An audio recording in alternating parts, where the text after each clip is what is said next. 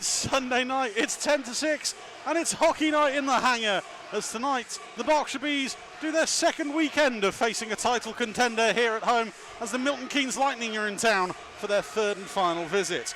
The Lightning played the Hull Seahawks last week, and they came away with a 4-3 win in overtime, meaning it ruined my intro, given Leeds lost to Hull last week and then came here on the Sunday.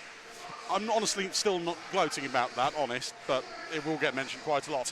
I'm joined here tonight by Chris Beale, and Chris, the Lightning, they're top of the table, they're top for a reason, and if anything, it's just sheer consistency, the overtime record, they haven't lost in overtime yet either. Yeah, I remember looking at the stats back on the NIHL website on the way, and it's like, it just went win, overtime, win, overtime win, shootout win, win.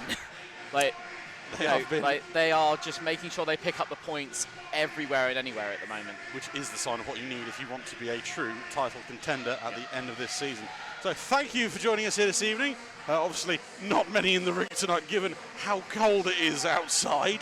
It's actually warmer in here than it is outside. It's warmer in the ring than it is outside. Some of you obviously staying at home with your feet up on the sofa. Don't blame you. The league table going into tonight's game, as Nick is really distracted with everything that's going on so far. Nope, nothing. Apparently there is nothing. We've got to wait here. There's no point. You're talking to nobody. It's straight to a broadcaster. Right. Until 6 o'clock. Why? So we've been talking to ourselves. Well, who did that then? Who did that then?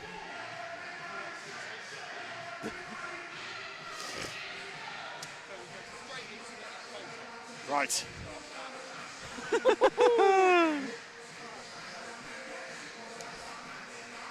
No pre-game. E-I-E-I-E-I-O, up the National League we go. So we could be live right now, we don't know. We are recording. Okay, oh, so good. So Nick, when you go to upload this, chop this bit off.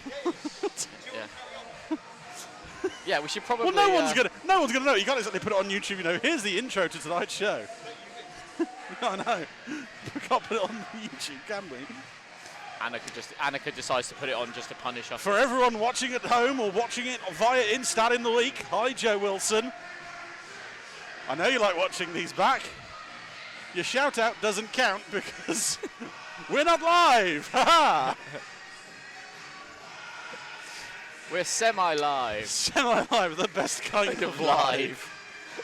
We're live with a delay. We'll just do the outro first, shall we? Well, Chris, what a really disappointing night tonight. The Lightning take the win here. The Bees unfortunate in their defeat. Yeah, I mean the Bees basically just didn't play a game that would nullify the Lightning speed game, really, unfortunately. And then take two would be, wow, Chris, what a night. Bees 15, Lightning 0.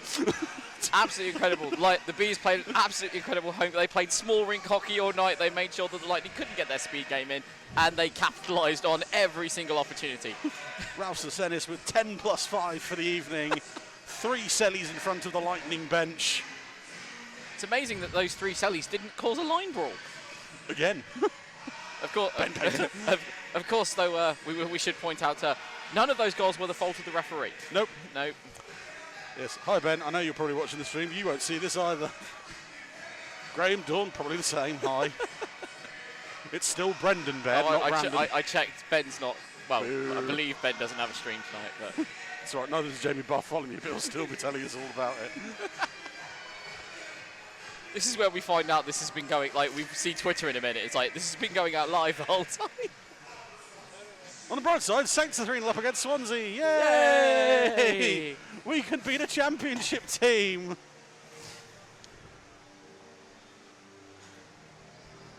Meanwhile, my side lost 3-1 to Burnley. Yes, well, we're going to support Reading. Yeah. We're going into administration. Apparently, like, the 3 options now on the horizon are Paul Taylor, the guy who made the bid before, who is suing the guy he's trying to buy it from, still getting a bid accepted, or administration. Solid. I'm rooting for administration because it means that guy will, you know, lose the club totally. But right.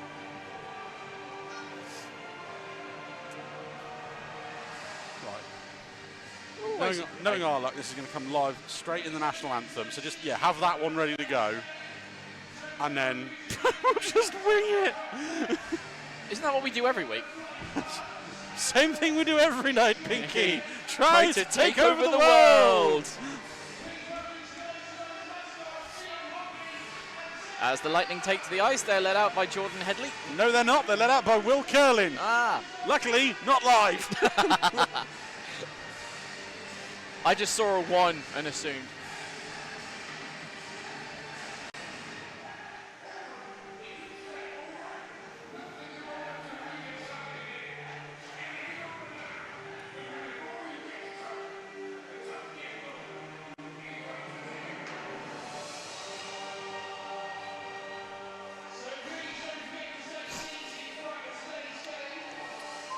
That is the entirety of the Lightning team out. And for the first time all year, the Berkshire Bees have 20 skaters! Well, 19, but close enough.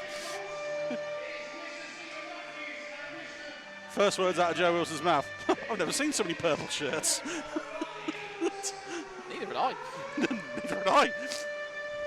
19 and 2 goalies. What is this sorcery? Although, how many? Well, will 18 of those players actually be used in total, or will? Yes, yeah. Louis Allen will be doing the Louis Allen role from last Sunday, where he was staple gunned to the bench.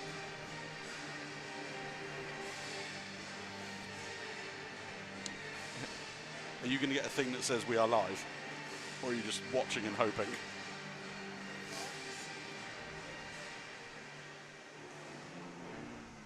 Dun dun dum dum dum dum dum dum dum dum dum dum dum.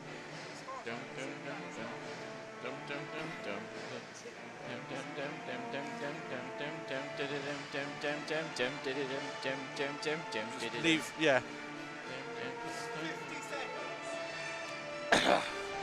So I've got some time then. No, what I'll do, no, before we go live, so what I might just do is like, right, really sorry about this, really late start, problem with the tech, national anthem, back in a minute. And then I will proceed to go into an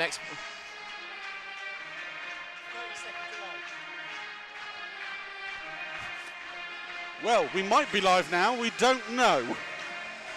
So apologies if you are listening to this now and we all sound a bit confused. Tech issues have meant that for some reason, even though Nick set the stream to start at 5 o'clock and start recording, the computer decided to set it to start at 6 o'clock. Computer said so, no.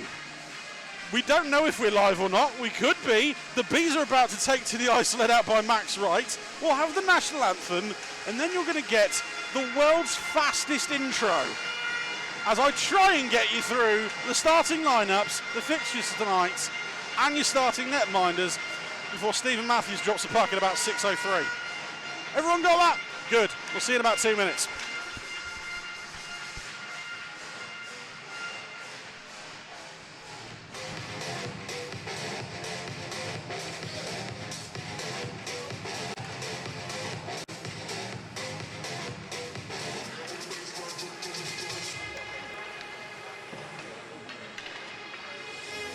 Well, very good evening and welcome to the everyone active Slough Ice Arena, the home of your TSI world, the Berkshire Bees.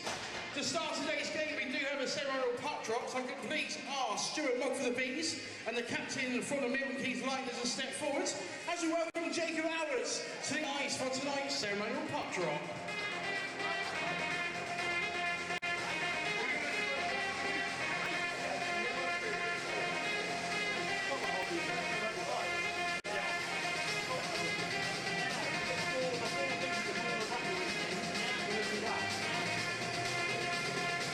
Thank you very much. Oh, you got it?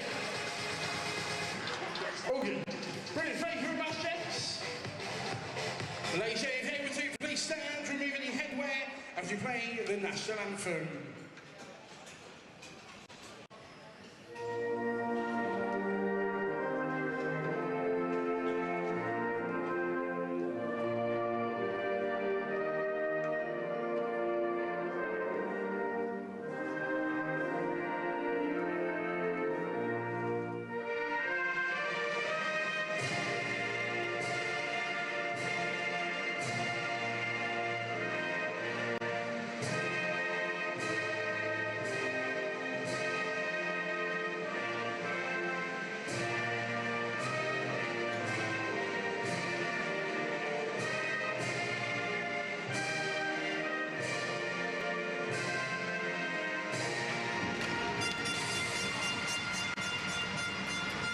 you haven't missed any of the hockey. Line up for tonight.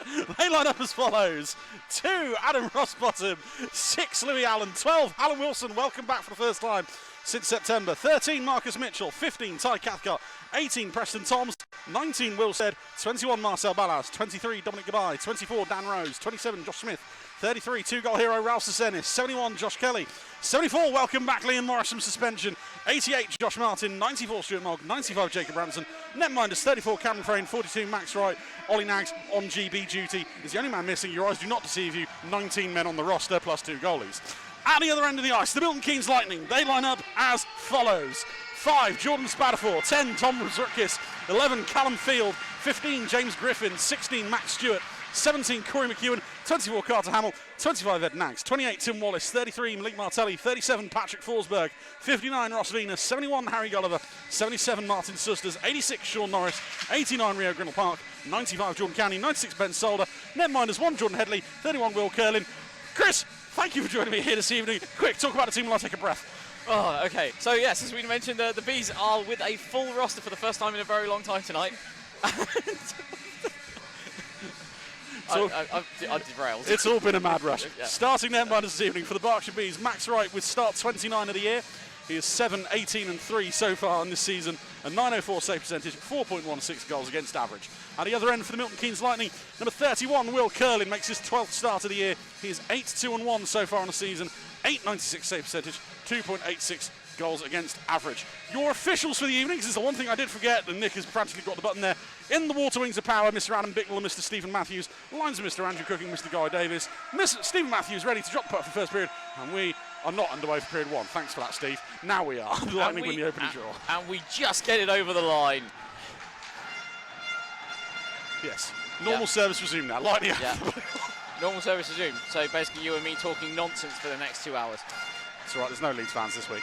Stead, with the puck, takes it over centre ice, walks the blue line, crosses over, tries to find training forward, shot on goal into the glove of Curlin. He'll hold on, or will he? It's scrappy, it's loose, knocked down in front.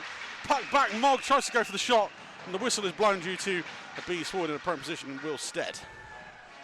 Not sure what happened to that one. It looked like Curlin had it well set. The goal's been come off as well. Frantic start for us up here and a frantic start on the ice at the other end. Bees moving at speed. That's one of the ways they're going to really try to counter this Lightning team is you've got to move it at speed. And, you know, moving it at speed, they get the net, but also you've got to get in Curlin's face. He's a solid netminder. He's gonna have things scouted early on. You've got to get him a little bit upset like they did there. Face-off is coming all the way out of the zone to neutral ice, as it should. Yeah. Mad scramble in front. We think we've got everything sorted, thanks to the work of producer Nick. So we're all good now. We can all calm down. We can all calm down now. Yeah. We don't have to mad rush it. We can relax for the next 2 hours.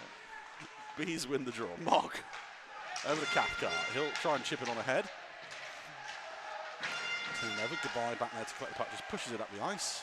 Now we collected by Malik Martelli. Finds Gulliver. Over the blue line. Cathcart, good stick in the lane. Falls to Sisters. Poked away by Ranson.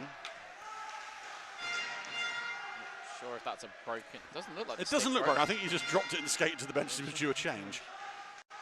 Lightning over the blue line. Solder even saying 96 and 86 are going to be confusing all night with these fonts. Lightning obviously in the white. Now we've turned Christmas. The Bees in the home blacks as Toms finds Rossbottom. Over to Sesenis on his left-hand side, gets his pocket picked on that occasion. Lightning break the other way. Into the zone it comes, lovely pass across ice, tipped by Morris. Venus with the feed on that occasion. Kept in the blue line, shot on goal, into the glove of right, and he'll hold on. So we had all this nice intro, and then we get told by Nick 30 seconds into it that no one can hear it. So that's gone well. The Bees, like I said, off the back of beating the Leeds Knights here last Sunday, they welcome the Milton Keynes Lightning, obviously current table toppers. They won 4-3 in overtime against the Seahawks last night, something Leeds couldn't do last Saturday. Let's hope, well, much like Leeds, they can't win here tonight. I'm allowed one. Of many. Of many. Draw tied up, Rose pokes it away to Morris. Rose carries it over centre ice, cuts into the centre of the zone, gets taken away by Griffin on that occasion. James Griffin in his testimonial year for the Lightning. Bundled down behind the plate. Solder around the boards. Not cleared by the Lightning on that occasion, just pushed towards goal by Hallam Wilson. His first shift back on the ice since playing the Lightning in September. Nice to see Hallam back on the ice for all involved. Nasty looking injury and what was a brilliant hit from James Griffin in that game. McEwen tries to chip it ahead, can't find Cowney, Stead jumps the pass. Morris hauled down, penalty is called on the Lightning on this occasion. And the Bees will head on the man advantage. It looks like Jordan Cowney is the one going to the box, or is he? Yes. Jordan Cowney is the one heading to the box. 2 minutes for tripping is the call. 2:13 time of the penalty. Just one of those ones where too many legs in the way. Yeah, he was fishing for the puck there, and unfortunately found somebody's leg. Bees on the penalty kill power play this year. 29 goals at a 20.71 success rate. Lightning penalty kill has only given up 35 goals, 74.45 success rate. We will mention the power play as and when they get one. I know that's been interesting on Twitter for the last week or two. Bees win the draw. Ballas tries to go down low. Put back to goodbye. Shot from the blue line. That's into the glove of Curlin. He'll hold on. And early on, the Bees employing the thing that I've always said about their power play whenever I've been on here with you, Joe, which is they need to move the puck at speed. They can't just sit and be static, and they were not static there on that opening phase. So occasionally they listen to us. We're going to claim it's us. It's not, obviously. Yeah, it's actually the coach, but you know the coach channels us. Yeah, we'll take credit for Ashley Tate's work, shall we? That'll go down well this week. Look forward to that email. Face off to the right of Curlin. It's reset. He's come away with it again. Ballas. Little saucer pass over to Goodbye, who just has to throw it in the corner under pressure in front. Lightning will clear. 2-on-2 the other way with Dom Goodbye as the D-man. What could go wrong here on this occasion? He uses a screen, Wallace tries to find Hamill. Can't on that occasion. Really good by Wallace and Hamill though, forcing the Bees defenseman into that crossover to kind of make themselves a wall in front of Wright, but it's good that Wright had it scouted out. Lightning will just clear on this occasion, right out of his net to play the puck. One thing I will say with the Lightning, I watched them at the Link Centre before Christmas. Every time on a penalty kill in particular, they do enough to, clear the puck, not give up the goal. It's always well received by the team on the bench. It's good. I suppose it's just good for motivation, really. Your hard work is being appreciated by your team. It helps build morale, but it's being a man down being a skater down out there is incredible hard work. You have to skate so much harder. And it just, you've got that extra avenue of the extra unmarked man out there, and you just got to show appreciation to the guys who go out there on the 2 penalty kill units doing the extra skate. You can tell we're vamping at this point as the Bees have only had the 1 shot off the first draw, and the rest of it has been very good killing from the Lightning. As the Bees go back once again to collect the puck with Stuart Mogg on this occasion. The second unit is out, and Rio Grinnell Park easily takes it off the Bees captain. No call coming from anybody there. Very, very aggressive penalty kill from them as well. They do not let the puck carrier get settled, and that is exactly what you want from your penalty killers. Stretch pass up to Norris. Can't get on the it's just behind him. And Morris is there to collect. Rose will throw it back to Morris. Bit of a loose pass on that occasion. Not enough on it, really, for the Scot as the Lightning returns to full strength. Puck pushed up ice into the zone. Shot watched go past his right-hand post by Curlin. Pass up ice, icing called and given on that occasion as the Lightning return to 5. Just over under 4.5 minutes gone here in period number 1. The thing is, at the moment though, the Lightning are doing a very good job of keeping the Bees puck carriers to the outside. Any shot is coming across Curlin, it's not going directly at him. Face off in front of the Lightning netminder on this occasion. Won by the Lightning this time round, fired round the boards by Stewart. Cowney helps it on its way. Norris, lovely little move to duck inside Ransom. They'll stop and go from Nangs at the blue line as he drops it off to an on-rushing forward. Backdoor chance, and how has Sean Norris missed that? Even he doesn't know how that one's not gone in. Quite literally put his hands to his face mid-play. That's one for the blooper reel. Yep. I don't think that's going to happen again this year. So No. the Bees can count themselves very lucky on that occasion as Ransom chips it ahead. That is one of those 9 out of 10 situations Sean Norris is right now celebrating, but that was the 1 out of 10. 1 out of 10, it feels like it was 1 out of 100. And Wright was in no man's land on that occasion. Scramble at centre ice as both teams try and change and sort of spend most of it colliding into each other. Forsberg is there to collect for the Lightning up the left-hand side. Thrown through centre. Stewart, that one takes a very high deflection off the stick of Kelly and into the netting. And here is the one Sean Norris will want to forget.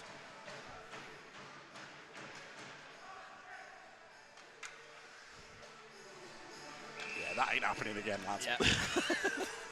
Everybody gets one, as Spider-Man says. Lightning with the puck back to the blue line. Fake shot from Forsberg, cuts away from Rossbottom, back high. Shot takes a deflection, Wright kicks it aside. Saw it late. Callum Field goes to challenge Anna Rossbottom. Callum Field's 200th Lightning appearance tonight, according to Elite Prospects. Make of that what you will. Is the shot from Thomas Rutkiss.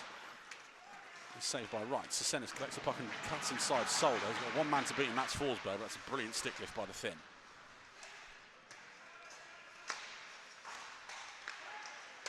Puck up ice to Grinnell Park. Lightning again at the left-hand side. Forsberg, again, the same little cut inside on Rossbottom. Creates a little pocket of space. Shot on goal. Saved by Wright on that occasion.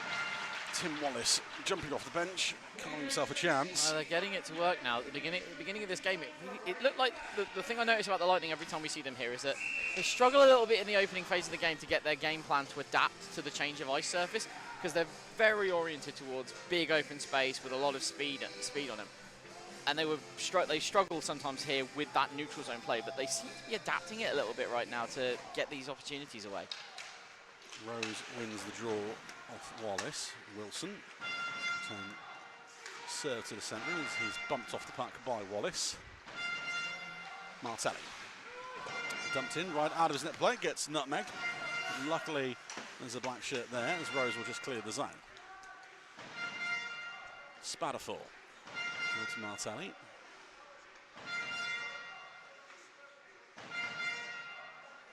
Lightning just looking to reset the play. Wallace up the left-hand wall. Shipped ahead. Gulliver and Rose battling. Tom's there to clean up. Smith with space. Stretch pass. Finds his way to Morris. Not the way it intended, but shot on goal. Sticked aside by Kirtlin. Bees fans also just quite happy to see Liam Morris back on the ice after his 6-game suspension.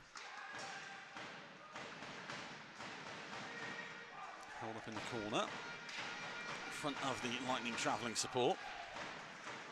Cleared up to the blue line. Goodbye. We'll try and throw it towards goal. It's blocked by Ranson, unfortunately, on that one. And the Lightning will take control.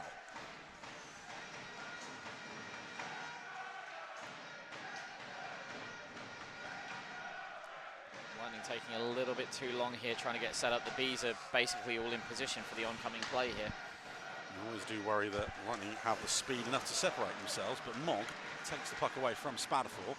Try and set Ranson away. He'll just get the blue line, throw it on goal. Kirlin has to push it into the corner. A lot of that there on that last play was really due to the fact that Ranson was playing so high up that he was really giving the puck carrier no real options. Lightning try and break again. Cross ice pass as they get over the blue line, falling to the front of the net. And Hamill's pinching past Rossbottom. Bees try and clear. That one does leave the zone. Nags just not quite able to get there on that occasion. Cowney. Lovely drop pass again. That one is blocked by Marcus Mitchell. That one goes way up over the netting and into the crowd. Here's something the Lightning like to do. They do like to do these moves that come in waves where you've got the puck carrier goes out in front, likes to drop it back. The guy coming in will take the shot instead of the puck carrier. And they're getting those in now. Always got to watch for the trailing forward, especially with the Wallace line as well. And love ghosting in between the face-off dots at the last second. The Bees will try and clear. Sesenis. Dumped by Nags. Gets the puck back anyway. Carries it out the zone. Fires over to Kelly. Will drop it off for Balaz. Balaz is behind the back pass. It doesn't come off. Kelly down low. Sesenis. Oh, sorry, Rossbottom even on that occasion. Can't get it under control. This time Sesenis. Spins away from McEwen. Takes a hit from Griffin. Rossbottom from a tight angle. Just tries to throw it on net, see if anything happens. Gets the puck back. Balaz.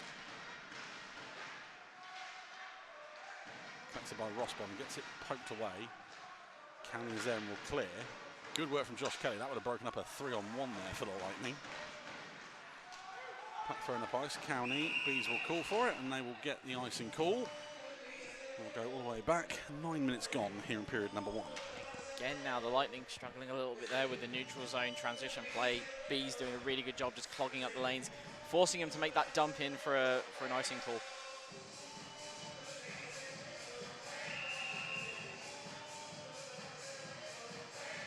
Face off to Curlin's left. Find the icing. Rose wins the draw. Falls to Smith. Smith's shot. I'm going to say saved by Curlin. Can't quite see from where we're stood. It might have been deflected wide. I think it took a redirect. Yeah, I think so.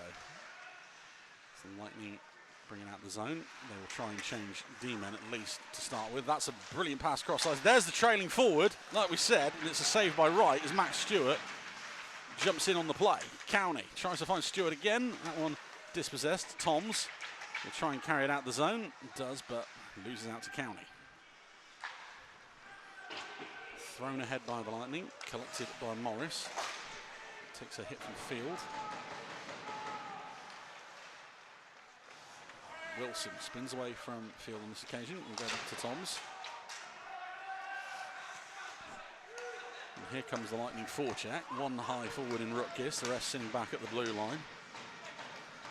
Preventing any breakout at the moment. Bees are sort of in the middle of a change here, which is why they're kind of keeping it down behind the blue line.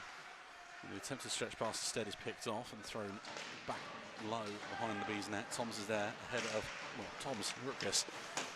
Goodbye, tries to get it up to Wilstead, gloves that one back down and will carry it out himself. Fires over to Ransom, foot race to the puck as the icing is signalled.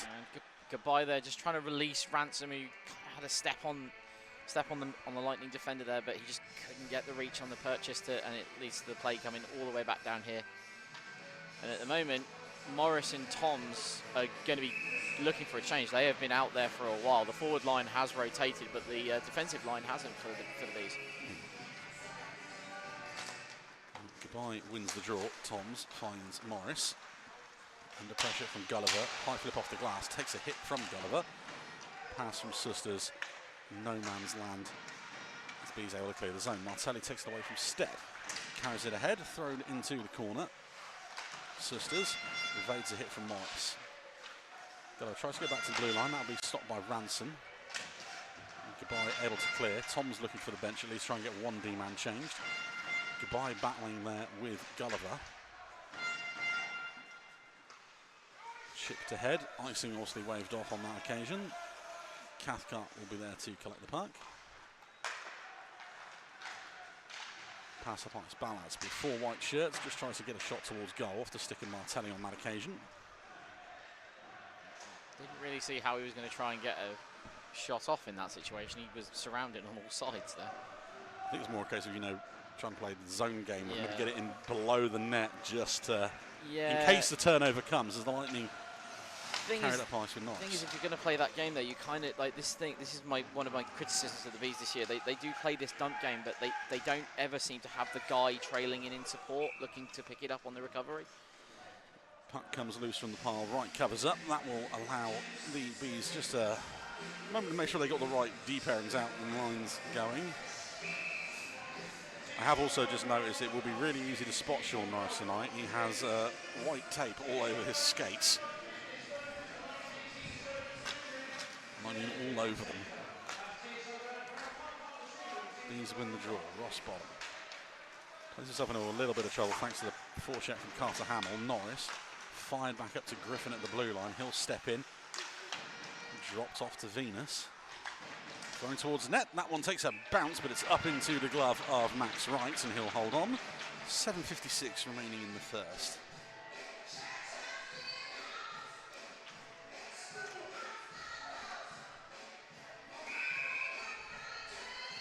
At the moment, if they get Lightning, really need to find a way to get that screen working in front of Wright, because he has had a very good sight line on pretty much everything that's been thrown at him so far. Face off won by the Lightning. Corey McEwen on that occasion. Puck moves across to Nags. Thrown down low. tie up from Mitchell and McEwen. Creates a turnover. Wilson will clear. Bounce. Puts Ed Nags in a bit of trouble. He and Martin collide. Bees with it down low. Lightning long stretch pass, not to tape on that occasion. Mitchell just clears the blue line. Now gets it back behind his own net. Hallam Wilson. Not entirely sure what the plan was there. Corey McEwen, not exactly.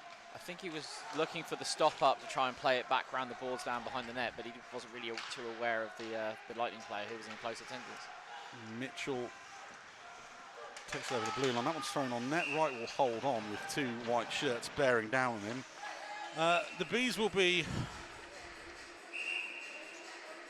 I'm not entirely sure what's going on. Both teams are trying to get a change in, but the referees don't want them to. It's not an icing call. Or they're saying because the Bees have covered up under no pressure, even though there's two Lightning players there. Very odd. It's a strange definition of no pressure. Yeah. Maybe there's some obscure page in the rulebook where it's as Harvey Stead is downed by Grinnell Park. No, Will Stead is. Harvey Stead plays for Streatham. There is more than one of them, you know. I know. Rutgers are below the goal line. Unfortunately, every week I'm yelling the other one's name on repeat. So it's a Freudian slip.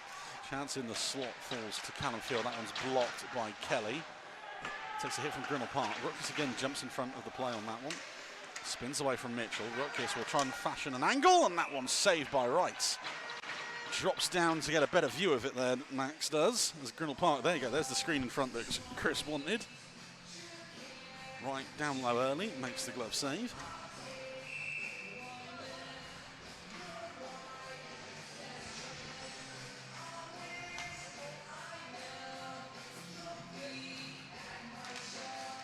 Face off, won by the Lightning. Sisters. Pressured by Toms, moves away north of the face-off dot, tries to fashion an angle. Again, Tim Wallace on that occasion just being allowed to stand in front of Max Wright. So we've gone from not being able to set up a screen to just let them do what they like. Have a screen. Here, have a screen. Right, again, having to drop down to try and see around Wallace. Like, if I'm him right now, I'm asking my D-men why was he allowed to just stand there? And the Bees win the draw. Morris tries to clear, kept it in the blue line. That pass to Wallace broken up by Goodbye. He skates to the bench. Solder back to collect. For the men in white. That pass, not the best of the year, but it will be offside. I was about to say it's going to work out as Ross Bottom had. Penalty has been called here. I think Tim Wallace is going to the bench. Interesting. What for? Well, this is the thing. I was about to say Ross Bottom. It came off his skate. Yeah, let's see and I do think Tim Wallace is being called for interference. Let's see what Slashing. Nick, interesting over to you, Nick. one. 14:05, and the Bees are back on the power play. Tim Wallace, 2 minutes for slashing. The referee's got a better view of it than we have down there, but we're confused. Face off to the right of Curlin, and that's immediately blown down. If we were playing Peterborough, I'd make some joke about it being a phantom penalty. First one of the year, folks. First one of the year. Any and all complaints, send them to @2_4_flinching. Ask him how his GoPros are. Safe and sound, thankfully. Shot from Sesenis, loose in front behind Curlin, bundled in! And the Bees get on the boards! 14-13, we'll wait and see who gets the final touch. Will Stead is taking the plaudits, but the Bees lead. Almost a carbon copy of the situation, what we saw at the beginning of the game. Chaos around there. It drops behind Curlin. Instead is there. Instead is there with the stick underneath him to just tap it over the line. As the saying goes, go to the net and good things happen. Will Stead with goal number 19 of the season and goal number 9 on the man advantage, playing that power forward role. The shot from Sesenis from the blue line. Curlin can't hold on to it on that occasion. He's had nothing to do for about the 5 minutes before it, really. And the first real chance, the Bees take it. 1-0. 5:40 to go in period number 1. Mitchell tries to clear. Dump back into the corner. The thing is going into this game, the script is obviously that the Bees are the underdog. The Bees are going to have to try and take the lead against what everyone expects, and they've done just that just now. Lightning over the blue line on McEwen, poked away by Sesenis. Stead from Sesenis and Goodbye. For those keeping track at home, Dom Goodbye, that's point number 390. 10 more for 400. And point number 3 for Ralph Sesenis. 4. Yeah. Knew it the second I said it.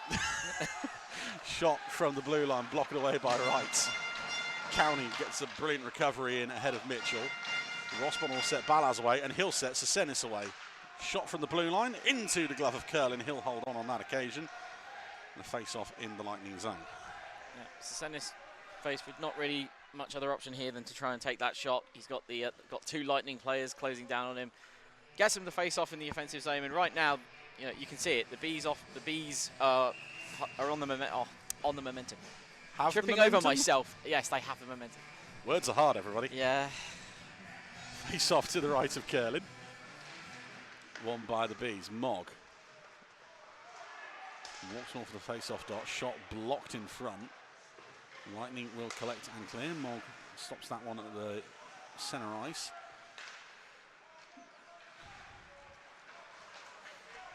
Lightning into the zone. Shot on goal off the back of the net. Mogg will try and hold it there with pressure from Venus. It is knocked loose. Venus in front. That was another chance. And I mean, for a penalty there. Sean Norris has just grabbed Hallam Wilson by the throat on that occasion. There is probably a case for a penalty. It'd be interesting to see that again. Wilson will try and get in. Stopped again. Hamill. That one's broken up on that occasion by Rose. Lightning at the other end. Played up ice. Norris will just tip it on ahead. Interesting to see what started that. Nick, if you can find that one for the next break. He is on it. Morris will carry it out from behind the net. Played up ice. Tipped on ahead. Foot race between Stead and Griffin. Griffin, the winner, tries to find Susters. He does. He's able to shovel it around the boards. Lightning on the break over the blue line, thrown into the opposite corner. The bounce off of the Zamboni doors is generous to the men in black. Instead, will chip it past Gulliver and out the zone. That pass well read by Morris. Gets his pocket picked by Susters. Drop pass, Lightning over the blue line again. Brilliant defensive work there from Jacob Ranson to take it away from Wallace. As the Bees clear it up ice. Wallace, I think they were the good case for a holding the stick penalty. Yes, very much on that one. Yeah. The Bees are just trying to stop any form of rush here for the Lightning. They've done a good job so far. Can it stay on all night as Barnes tries to get away from Gulliver? And will on that occasion. Rossbottom through the other end. One man to beat and then Solder. Pushed into the corner. Spins away from Solder. And Lightning able to create the turnover. Right now, defensively, the game plan against this kind of play style from the Lightning is you've just got to break it up and frustrate them any way you can. Wright pads it to the corner. Solder is there, sandwiched by 2 black shirts. Wallace tries to come over to assist. Gets taken away by Kelly. Kelly gives it up. Bouncing puck, wrong foot, Susters. Finds Stewart. Backdoor chance, thrown across goal. And Susters unable to get the tip on it under duress from Rossbottom. Forsberg back there. Tick down to just over 2 minutes left. Lovely bit of space here for the Lightning. Shot saved by Wright off the shoulder. Balaz will clear. No icing, I don't think. Yep, waved off as it took a bounce towards Curlin's net. Lightning back the other way anyway. That drop pass blocked by a sea of legs. Sesenis going to try and carve his way through the zone. He almost beats the third man. Can't on that occasion. Drop pass from Cowney is to Josh Smith rather than Max Stewart on that occasion.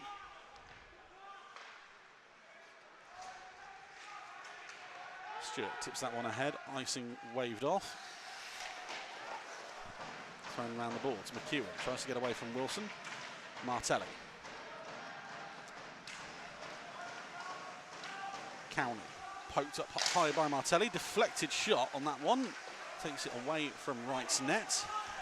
Broken stick, I think, as well for Yep, there's a broken stick on the ice. Stead tries to cut inside from a hit. Stephen Matthews decides he wants to play forward. Carries the stick off the ice. Lightning into the zone. Lovely pass. Chance in front. Big save, Max Wright. Corey McEwen in on goal. Scramble in front of the net. Big save at a big time for Max Wright. Is there going to be penalties on this one, we wonder? I think there's at least a roughing in there somewhere. Here's that chance, I think. Yep, here it is again. Wright slams the door on. See, that just feels accidental. Yeah. Like that's a little overreaction from the Bees there. Will Stead still... And Stead has just gone for... Spadafora. And Stead's going to get himself a penalty for that, surely.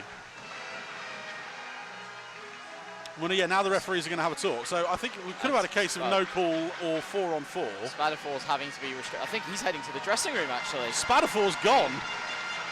What on earth has happened? Spadafore has just been ejected. Nick, can you give us a hand here?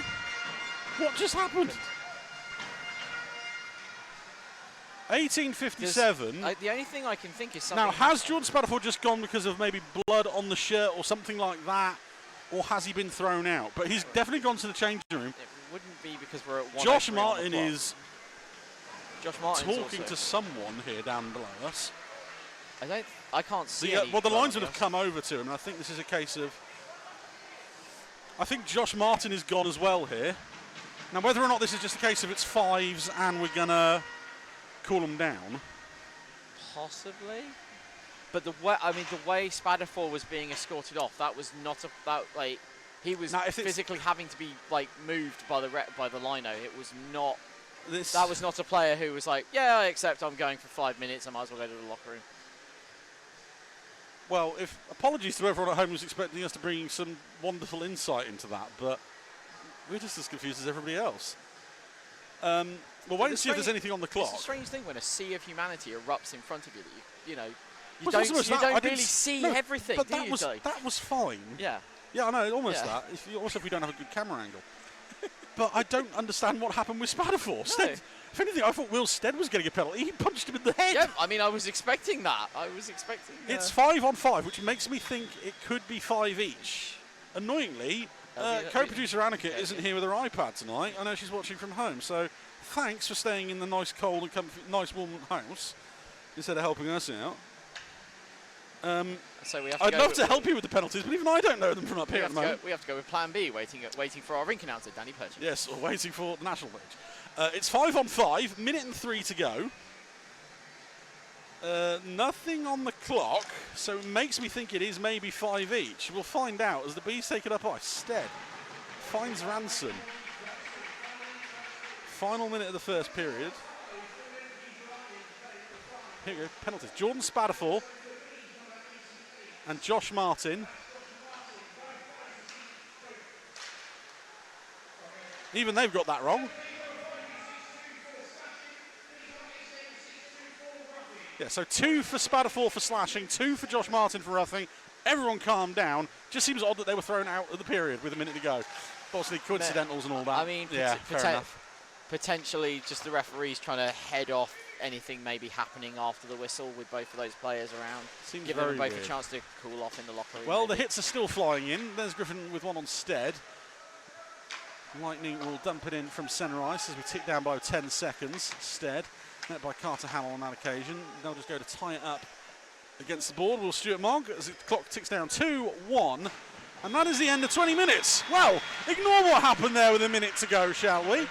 The Bees lead 1-0. Power play goal coming from what felt like a fairly soft penalty from Tim Wallace, I must admit. A shot from Sasinis from the blue line goes through Curlin, and Will Stead is there to poke it in on the back door.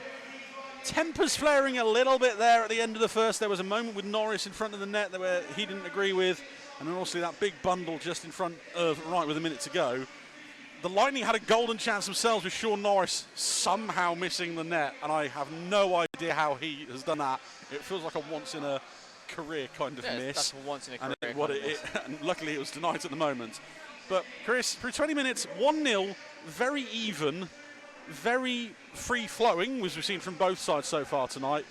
It's been a good game for the first 20 minutes. Yeah, it's been a very, very good game, very entertaining. You know, as a neutral who's come in here, like, you know, very, very entertaining for me. And you know, like it's against the script at the moment. You know, everyone would expect the Lightning to come in here and dominate, but they haven't. They do seem to be struggling at times to play with the tightness of the ice surface.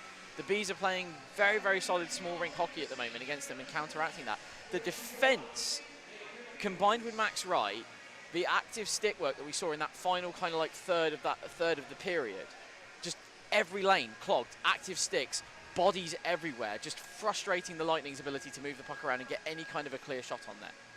Well, you've heard it here. After 20 minutes, it's Bees 1, Lightning 0, and we'll be back with the second period in about 15 minutes' time. Go grab yourself a cup of tea.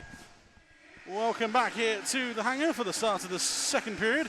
The score is the Berkshire Bees 1, the Milton Keynes Lightning 0. As the officials join us back on the ice. Shots on goal, 14 on Max Wright, 11 on Will Curlin. And one goal coming from Wilstead. Spadafor and Martin, just to clear that up, obviously 2 each. 2 for Ruffin from Martin, 2 for Slashing for Spadafor. Both will sit, 103, 57 seconds, and then come back out after the first whistle. You get the gist, obviously, with coincidental minors, but that's explaining it loosely for everyone at home who hasn't seen them before. He's explaining it for my benefit. Yes, as Chris goes, why are they in the box? Elsewhere in the league, as Nick frantically makes sure he's got it all right and up to date. Games going on now in the National League. It is currently the Solway Sharks 1, Peterborough Phantoms 2. That's in the third period. The Leeds Knights 5, Bristol Pitbulls 1. That's at the end of the second. Romford Raiders 1, Sheffield Steel Dogs 5 in the second. The Hull Seahawks 2, Swindon Wildcats 3 in the second period. And also the end of the first here. The last game to get going because 6 o'clock face-offs on a Sunday. Who thought that was a good idea? Try 6:45. Yeah, you do have it worse. Yeah. To be fair, I used to be at Solent. It was 7 o'clock on a Sunday. Ooh. Yeah, wasn't the best. So just wait the Bees to join us on the ice. They are currently stood waiting by the door. Chris, a very even first period. Both teams able to generate many chances. As we said, it was fast, it was free-flowing. Both teams playing solid defence. The Lightning, particularly on the penalty kill, and especially on the first one in particular, very good. The Bees, it's something we saw last week of just playing very solid sticks in lanes, break up everything. For the Lightning, it's a case of you can't afford to lose your heads like they kind of did in the last couple of minutes of that period. You know, they've had a chance to go back in the locker room, have a reset, go again, because they're still in the game. It's only 1. The Bees, it's only 1. You can't sit back. Yeah. Yeah, this is going to be an interesting opening, probably 5 or 10 minutes here of two teams that basically, for both their own reasons, really have to go all out and run and gun it here potentially. So it'll be interesting to see whether the solid defensive workers, there's a hard hit by the. I think that's a penalty. It is a penalty called straight off the bat. Boarding is called at 20:06 as Harry Gulliver dumps Wilstead into the boards. So it would appear that, considering it's Wilstead being dumped into the boards, potentially tempers from the end of the first have not abated. So everything we just said, meaningless. Yes. That's a pointless answer. Leeds Knights last weekend. Yep. So, Bees back on the man advantage. Patrick Forsberg is the one who's gone on the board, but I'm fairly sure Harry Gulliver's the one in the box. Yes. So, Bees on a man advantage anyway, and they win the draw for a second as the puck bobbles back to James Griffin, and he'll just clear the zone. Bees 1 for 2 on the power play so far tonight. That 1 goal, a blue line blast from Rouse Senis. Made it through Curlin, and Wilstead there to poke it through at the back door. Chipped ahead. It has been given to Forsberg. Venus will in for Grinnell Park, and he will clear the zone. Goodbye collects at his own blue line. Thrown across to Balaz. Bees able to get back on side. It's just a dump in. Rossbottom gets it away from Griffin. Thrown around the boards. Balaz again. Tries to draw a penalty. Nothing on that one. He's just taken a tumble on that occasion. Goodbye, the blue line shot towards goal off the inside of the post and out. Unfortunate for the coach. Balaz tries to find Wilstead in front of the fans on that shot. And it will be cleared by the Lightning. Breakaway, Ross Venus off the misplay from Goodbye. Venus in on goal, 1-on-1 with Max Wright. Big save, Max Wright again. Max Wright coming up big again now as the Bees will return the favour. Stead puts it across ice to Rossbottom. Has to take a second to get it back under control. Goodbye. Fired cross ice to Balaz. Dropped off to Stead. Stead's shot blocked by Grinnell Park. Grinnell Park will have a chance now. Stead, good stick work, tries to break it up. Hauled down somewhat. Wallace on the break. Sent away from goal. Wright does just enough to make the save as Wallace tries to bank it in off the Canadian. That's a great bit of great hustle there from Grinnell Park and Wallace.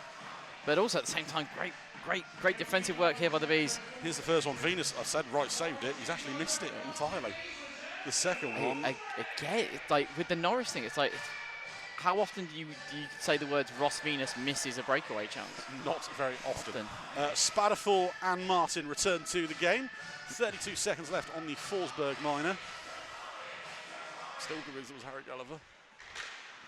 Lightning win the draw. Shot from Hamill blocked. Does a fantastic job of just pinning the puck in. Turns over again. Shot off the shoulder of Wright this time. Bees eventually get it under control, so the second unit out as they prepare for the end of the power play. Mogg gets over centre ice, dumps it in. Around the boards to Rose, he'll tip it on. Wilson steps in. Goes high. Morris, shot, tip in front from Smith, takes it wide. Through the paint and through Curlin. No one there on the back door. I think he was trying to bank it off the inside of Curlin's pads, but it just didn't connect. Lightning return to full strength, and it was Forsberg, even though I saw Gulliver was the one being held by the linesman. I've gone blind again, everyone. Held up against in the far corner. Rose will push it around to Morris. Tries to find Smith. Tip not on that occasion. Icing called. We'll go all the way back to the Bees' defensive zone. Bees really struggled on that penalty, but the big thing there was they just did not maintain possession at all. They surrendered the puck far too much on that one. So 2.5 minutes gone. Everyone's back in the game. Apart from the commentators, maybe.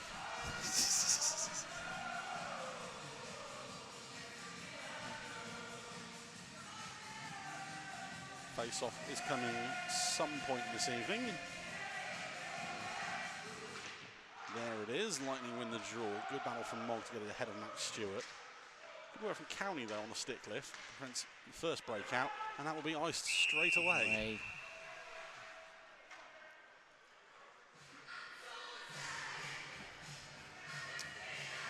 All the way back, we'll reset again. Bees with their third line out. Lightning, it's Stewart, Cowney, and I can't see the third forward. I think it's McEwen on this one. Yep, Stewart, Cowney, McEwen out for the men in white. Cowney wins the draw on this occasion. Solder. Forsberg with the slapper, and that one is off the netting. Wright had that sighted though, but there was one Lightning player who was just phasing across as kind of a screener. Presley was able to see it. It's something they did very well in the Link Centre before Christmas. Yeah. It was just Max Stewart in particular just made a case of just making sure he cut right across the front at the point the shot came, especially off these offensive zone face-offs.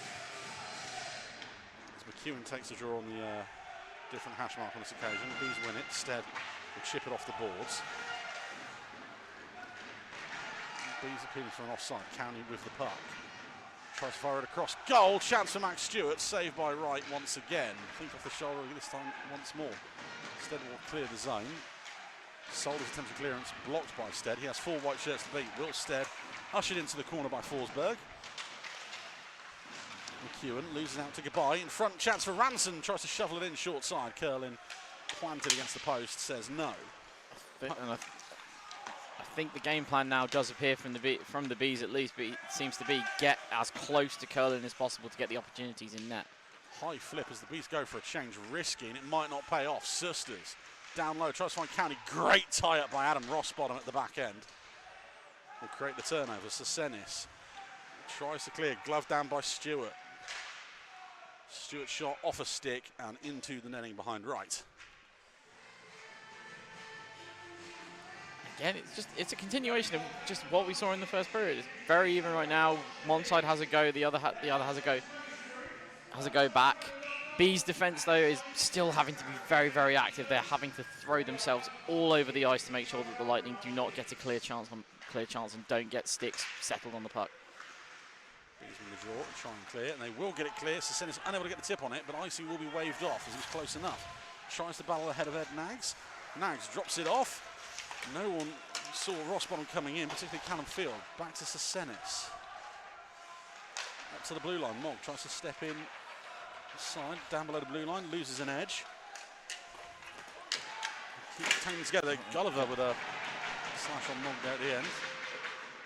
I think Harry's got something of a case there, considering Mogg did seem to take him down with him. Yeah, but once again, we'll say about head loss, he needs to regain his composure as he makes the long stretch past the Sustas. Foot race between the two Latvians. Sesenis will win on that occasion. And get the I mean, considering that within seconds of this period opening, we had a boarding penalty, you do have to say that it is a case of right now the Lightning really do need to keep their heads.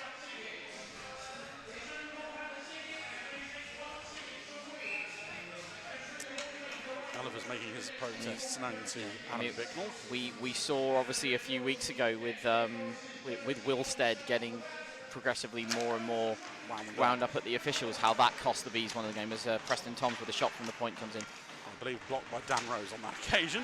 He'll have another go now. Nope, dump it in this time. Rose gets a stick lift by Ed Nags. Foot race to the puck. Field gets bumped by Josh Smith just as he gets there. Kicks out the pile. Griffin goes back to Nags. Nags. Cross-ice pass. Finds Field. Just turns and fires. Right out of his net to play it. Tries to find Rose. Little pick from Sustas. Nags at the blue line towards goal. Right. Can't see it as it takes a deflection. Luckily wide of the net. I thought that was on its way in. Me too. Bees will look to break. 2-on-2. Drop pass. Chance off the mask of Curlin. He'll just throw his helmet off and get the reset. We'll say that's Will Curlin has knocked the left strap off his helmet, so he's done the right move. I think it's blown his helmet, literally exploded his helmet off. Heavy shot coming in there. I think that was Liam Morris on the drop pass. Bees almost kind of putting the Lightning zone play in work against them. Layered drop passes, man trailing in. Finally, that high slapper coming in that just wings Curlin in the helmet. He's reset his equipment now, so it looks like we should be all ready to go. Yep, Curlin is okay. Reattaches his straps. They both came flying off on that one. Face off 2 is right on this occasion. One by Gabai. Back to the blue line. Kelly takes the shot, fires well wide. Sorry, Josh, not your best one of the year. Rutkiss will collect. Martelli. Blue line, the blue line. Little stop and go tries to go back to Rutkiss. He's sent wide of the net. Attempts to pass, shoveled down low. Bouncing puck. Bees try and clear, and it will fall to Will Stead. Chipped up ice. Martelli sells it for Spatterfall. Martelli finds Rutkiss again. Try and draw Mitchell out of position on this one. Spins away from the D-man. Norris turns, fires from a tight angle. And Wright will hold that under his shoulder for that one. And will take the draw. Everyone a little confused as to where that was on. Max drops it out of his armpit, does well enough to hold on to it this time round. He has been beaten from that angle before this year, unfortunately. The thing is, that's what you want in a netminder. You want that netminder who knows where the puck is while everybody else has no idea where it is at all times. Bees win the defensive zone draw again. Instead, try and flip it off the board. Spatterfall has to turn away from Ranson. Martelli tips ahead. That's a hit from Norris, and that is silly from Marcus Mitchell. That was Marcus Mitchell with a silly penalty, needless on that occasion, as he just runs straight through Sean Norris. The Lightning will go on the power play, 26-21. Marcus Mitchell still chirping Sean Norris. He'd had it coming together as well with Rutkiss on the previous shift, and I was a bit surprised nothing got called on that one. It's 2 minutes or something. I didn't see a signal on that one, but Marcus Mitchell heads to the box. Charging, maybe? Maybe. Charging would make sense. Lightning on the power play, 24 goals this year at a 20% success rate. The Bees penalty kill has given up 21 goals all year, 79.41. As I was doing my notes of the game beforehand, since the last time the Lightning were here in the hangar, they are 7 for 42 on the power play. And I saw the tweet from one of the Lightning fans earlier this morning. They're 0 for their last 14. I think I saw the last goal they scored on the power play. That was in Swindon. Wow. Martelli tries to find Venus. Balaz just breaks that pass up. Martelli again. Finds Hamill. Drops it off for Venus. Susters in the far corner. Martelli. Down to County. Venus to the goal line. Tries to go back to Venus. Chance to the side of the goal. Wright tries to come out and beat it. Chance goes shoveled under Wright, and he'll hold on. See, now this is where we're going to go back to it. When I saw the Lightning play at the Link Centre, this 5-man unit was sent out. They're now changing obviously to the top unit, because Norris is out here with Wallace. And the set play was Max Stewart would just drive straight across goal. Just take the goals off. Doesn't worry about the screen. The shot comes in from the blue line and hopefully get the screen and be there in time. He's that momentary distraction in that minder's eye. That's what they need. What they also need is to win the draw. But I mean, they were too hesitant. They took the. I mean, we saw it there with County at the end. He's giving Max so much time to get set up and get ready for what's coming. Forsberg sets Wallace into the zone. When you're in that position, even at that tight of an angle, you really just need to fire and hope for the rebound or hope that it's going in. Norris back to Forsberg. That pass, no man's land, but luckily small white shirt. Back to Forsberg.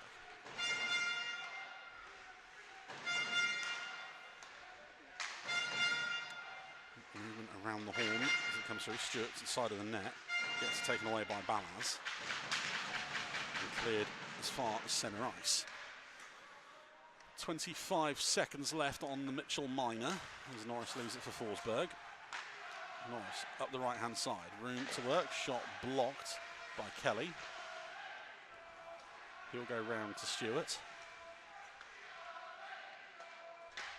Fired down low. Norris. Forsberg. Wallace. Man coming out for the block shot, and it is blocked by Goodbye, but it trickles its way through to Wright. He'll hold on. See, for me, there isn't... With all the other teams I've seen come down here this year, the Lightning are the only team that don't seem to have a big body in front of the net. Yeah. And that's something we've seen with lots of power plays this year, where there's been a big body, like Will Stead, for example, for the Bees. I saw Matt Barron do it last week, of just making a home in front of the paint and just drifting up towards the hash mark. And the Lightning are the only team I've seen that have not done it this year. I mean, ideally what you want on the power play, yes, you want it moved around the outside. You need to move it around the outside, but you need that guy in the middle who makes that opportunity to move it to the centre as the Bees return to full strength. Like you need that guy that makes the opportunity in the centre, and they just didn't have that there. Balance over the blue line. Avoids Griffin. Ross bottom. Tries to find Sesenis, who tries to just get a stick down in time. Good work from Ed Nags on the tie-up once again. Rutkis will try and get past Balaz. Stopped at the blue line. Offside waved off. Griffin with a chance in.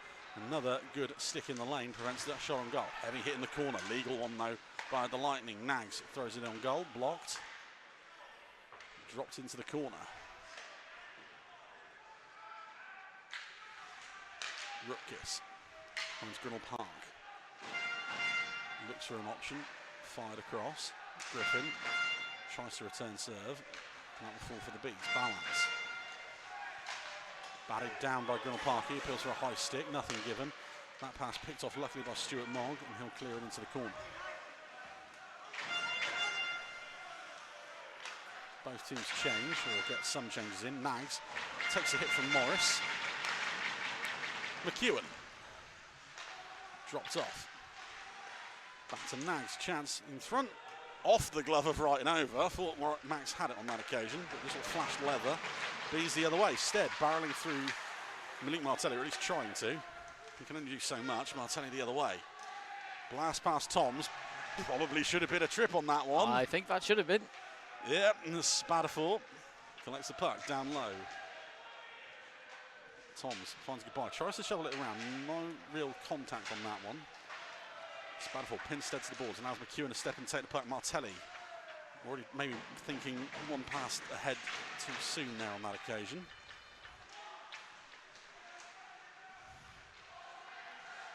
County will circle and fire wide. Bees will try and clear, and this will be an icing just to get a breath. More than anything on this occasion for the Bees. 9:35 remaining in period number 2. Again there though, they're staying on the outside, they're being kept to the outside, and County there, that was more or less an opportunity out of there's a good chance. Like with how far it sailed wide, that was more just a case of just got to get it down towards the net. just checking his equipment.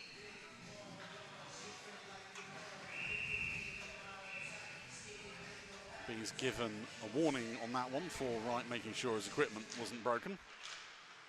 Safety first. Yeah. Twos all clear. Icing will be called again. And we'll go all the way back.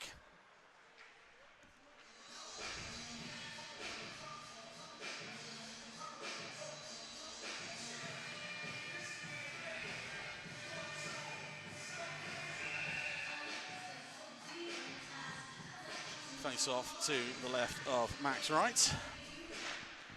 Won by the Bees. Hopefully no icing call this time round as it's shuffled round to Tom's.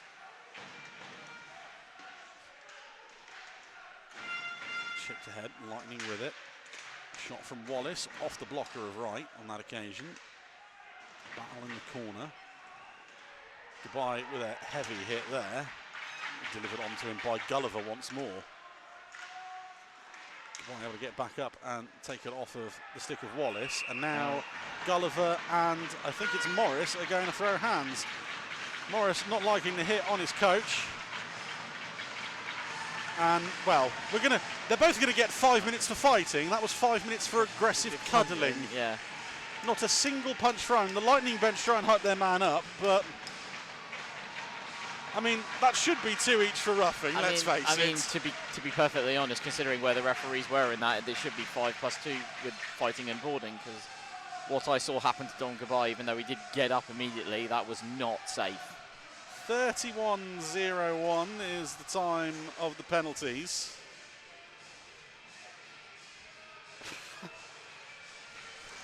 What a fantastic fight that was. I can't wait to see it later on Hockey Fights UK.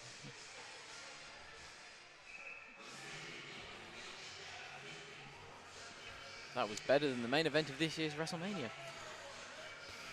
Better than the Jake Paul-Mike Tyson fight. Yep. We're going to stay 5-on-5, so it's going to be either 5 each or 2 each. We'll find out shortly. I'd assume either 2 each for roughing, maybe. For me, it's got to be 2 each for roughing. No one threw a punch. Like, Morris took a tumble and both the linesmen jumped in. It's like, I get player safety and all that, but sometimes just let it happen as the Bees are able to create the turnover. Thrown into the opposite corner. Foot race between Smith and Nags. Nags easily wins that one. Playing into a bit of danger though. Nags gets a return pass. Griffin will try and clear. Venus. Venus to the left, off the shoulder of Wright. Solder. Penalty called here. I think it's going against the Lightning. I mean, they're going to feel that because Cowney, it looked like he was slashed on the way through. I must apologise. I was trying to listen to the first calls. The first calls on that, Morris and Gulliver 2+2 for roughing, and now Sean Norris is heading to the box, 31-31. Yeah, the slash on the way through should have been called.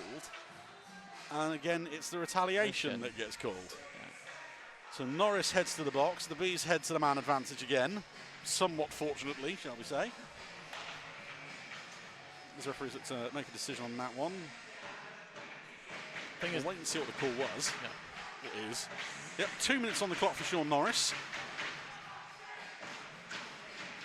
And again, we go back to what we were saying at the start of the period. The Lightning need to keep their heads here.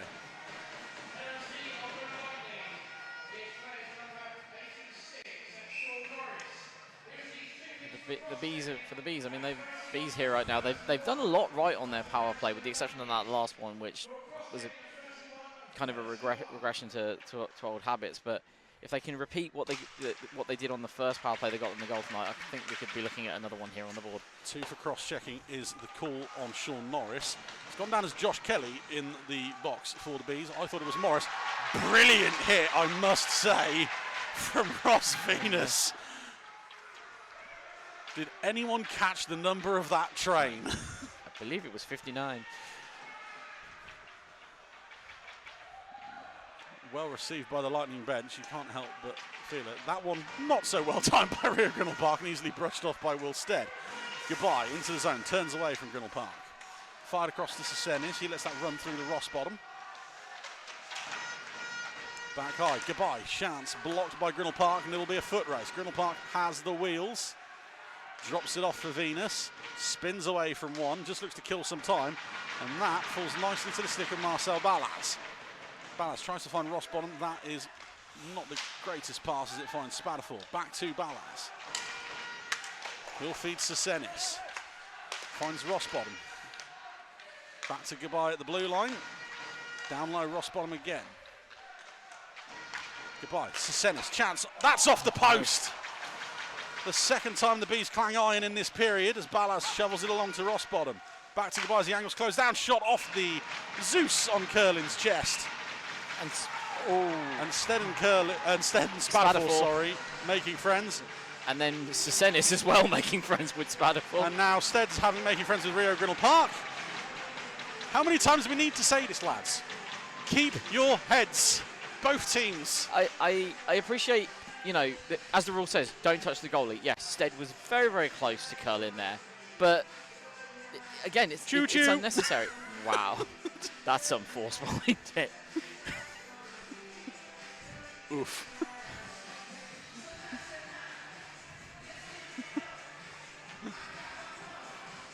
Face off to the left of Curlin. 37 seconds left on the Norris Minor. It's not quite as fun as Morris Minor, but hey ho, close enough. 7:06 remaining in period number 2. Wallace wins the draw. Pinned in the corner by Martin. Forsberg just spins his man and will launch her the length of the ice. Right, watches the bounce, leaves it for Josh Smith. 25 seconds left in this power play. Get centre ice. Dumped in! That's an interesting bounce off the Zamboni door. It's the side of the net. Rose can't quite get there fast enough. Solder will try and clear. Josh Smith not tall enough to jump and club that one down. That would have been an interesting one if that had made its way past Curlin, but he did have the pad by the post at the time. So. And Lightning will kill yet another penalty. 3 for 4 on the penalty kill tonight. And Bees will dump it in. Norris leaves it for Wallace. Hamill gets it round Smith. Hamill with 2 men for company. Hamill shot into the glove of Wright. He'll hold on. And both teams will reset as the Bees have 5 forwards on the ice. Yeah. More conversations going on. This time Jordan County at the back end there. It's getting a little bit chippy. Yes, it's definitely, there's a chippy undercurrent developing to this game. But why is it always you?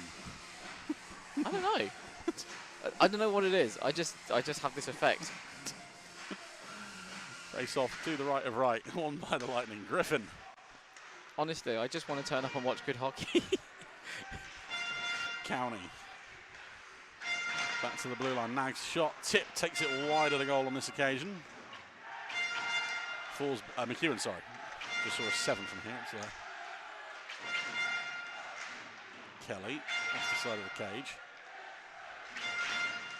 To the front of the net. Griffin.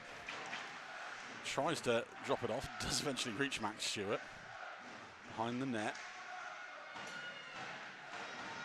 County spins. Fires towards goal. That one's held onto by Wright.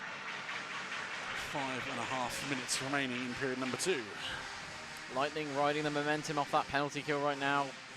But Wright still seeing everything that's coming at him, even with the screen working in front. And I think there's another discussion happening here right now with County and Will Stead. Will Stead is just making sure he's on everyone's Christmas cards list for next year.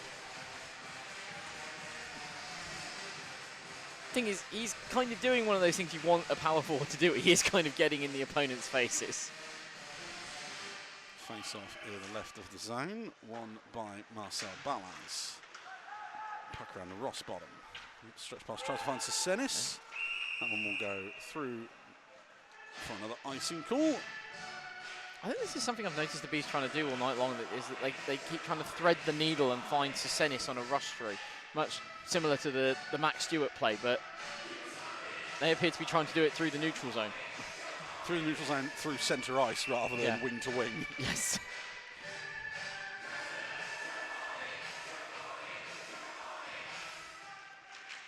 Puck drop, Lightning come away with it. Nags down low. Gets a return pass, shot through traffic, saved by Wright, rebound in front. I told you he wasn't going to miss another one like that. And Sean Norris is there with a cage at his mercy. We have a tie game, 34-43. That's his 6th since rejoining the Lightning. Yep.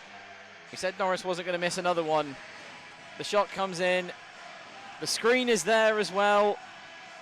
Wright does get a piece of it, but the rebound just falls rebounds right where he doesn't want it to an unmarked Norris who just has to slot it. Wright does get across for it, but he just can't get there quick enough. Can't be leaving forwards like that wide open. Especially a forward of the calibre of Sean Norris. No. Lightning win the draw. Nags tie game. Chipped up ice, comes back to Nags, fans on that one. Brilliant work, Will Stead in on goal. No one for company. Stead shot that one, all he could do. Off of Curlin. I think he's hit Curlin in the mask again. I don't know if he did on that occasion. The mask has come off. I thought that hit him in the chest. I'm not sure. Well, no, that's just Curlin's mask off.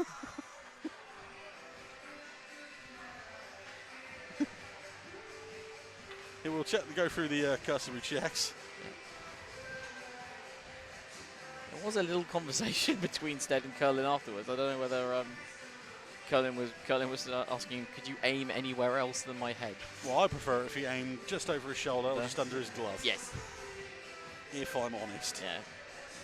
Just wait for him. Thing is, in that scenario, you know, Stead's he's got men closing down on him. He's got to get that opportunity away, and regardless of how tight the angle is, he's just got to get it on the net and hope that maybe it takes a bounce on the way through. Well, it gets an offensive zone face-off, if anything. One by goodbye. Back to the blue line. Shot comes in, fired wide by Mogg, and that will set Sean Norris away at the right-hand side. Mogg tries to cut the angle off. Sisters tries to fire it back across goal, only into black legs.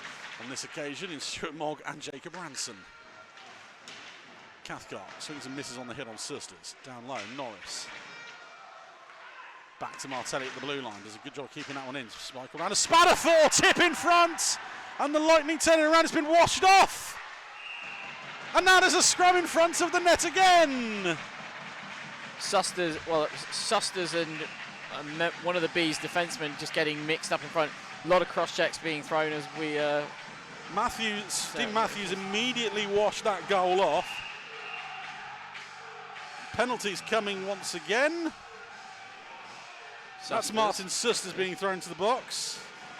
That's Ty Cathcart being thrown to the box.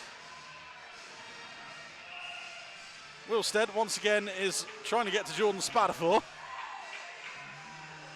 Well, let's try and work out why the goal was waved off first, shall we? I think it might be due to what was happening in front of the net.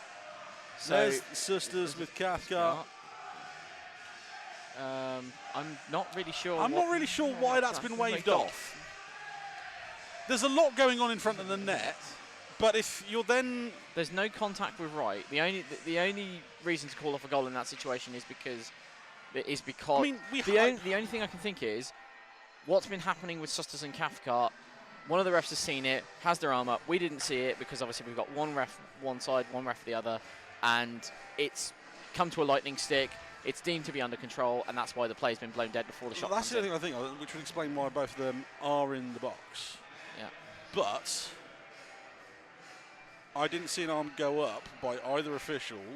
It was only after the puck went in. I will be honest, I didn't either. I basically saw what was happening with Cathcart and Susters in front. They became very focused on that because it looked like something was about to develop. Here it is. Here's a shot from the blue. There's Susters and Cathcart in front. The shot comes in. I mean, there is a high stick there from Norris, which, on that looking, you can see why they have washed that off as a high stick, and then just the continuation between Sisters and Cathcart called. Yeah. Chat's still going on. It should just be coincidental minors, but you can never tell with British hockey nowadays. We'll get two for roughing, and then someone will be given 2+2 for cross-check and roughing. We're going to wait and see where the draw goes, because obviously it's not going back to centre ice. The goal was washed out. Will Stead is also being taken to the box, as is... Can't see who that is for the Is that Lightning. Spadafor, I think? That might be Spadafor, don't know. So there's 2 men each in the box. Just trying to see if I can spot him out there. I don't see Spadafor. Oh, no, wait, no, I think I do see him. Thank you, Legolas. So they've taken the Hobbits to Isengard from here to up here.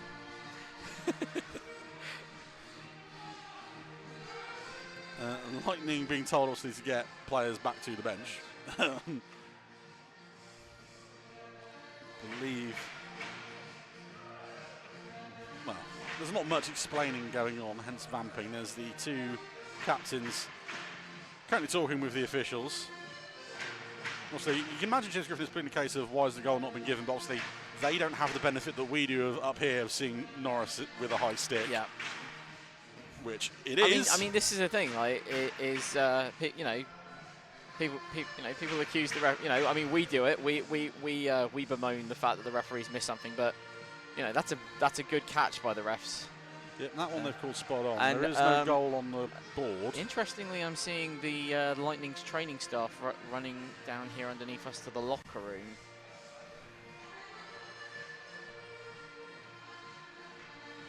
We're just trying to wait and see what's going on. There's something else going on the Lightning bench. Joe Wilson is in conversation with Stephen Matthews.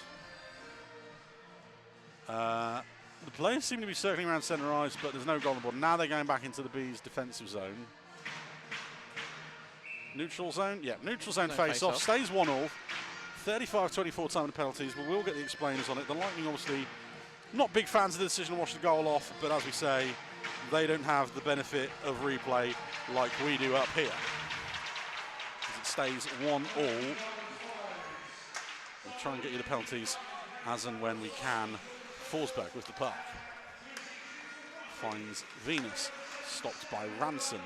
So Spadafor gets 2+2 for roughing. Sussers, I believe, gets 2 for slashing there. As the Lightning come over the blue line with Rutgers. Drops it down low. Hamill. We will, of course, bring you those penalties as and when we can. Sorry, 2 for slashing for Cathcart. Back to the blue line. Solder. Gets a return pass. Shot into the glove of Wright, and he'll hold on. And Stead gets 2 for roughing. But then by those penalties, as you said, the Bees should be on the power play. I heard a 2+2. Well, like I said, we will confirm those once we can for everyone watching at home. Yeah. Sound system's not the best in here, as you can probably appreciate. And when you're wearing headphones, it's even worse. Yeah. Just under 4 to go in period number 2. Tie game. These 2 teams have gone to a shootout already this season here in the hangar. Forsberg shot, and that one's saved by Wright. He'll hold on.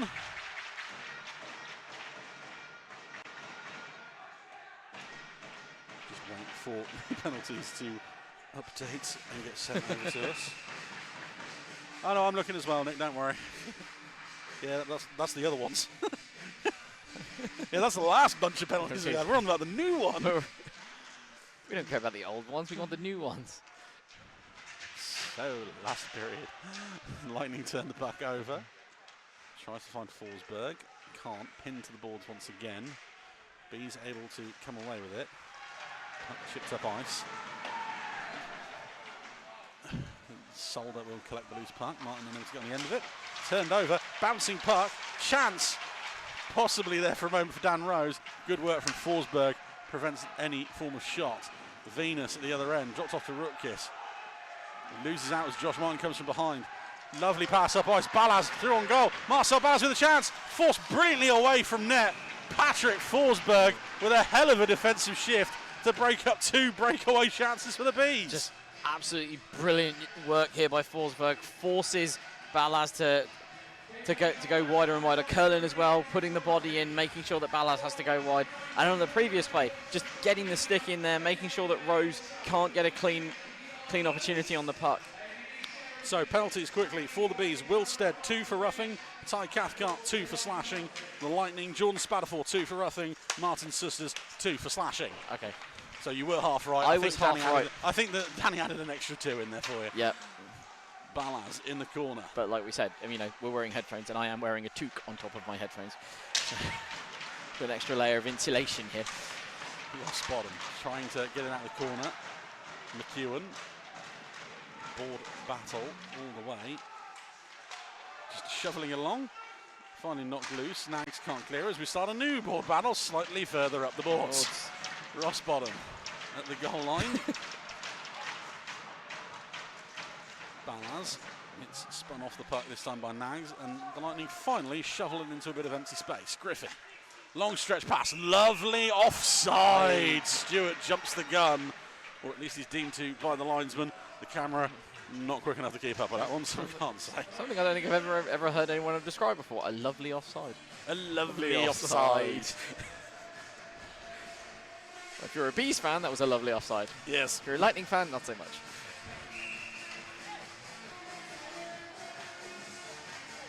.2:19 remaining in period number 2.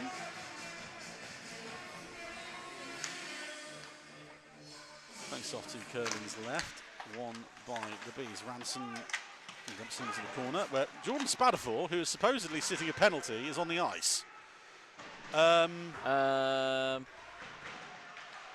Hello.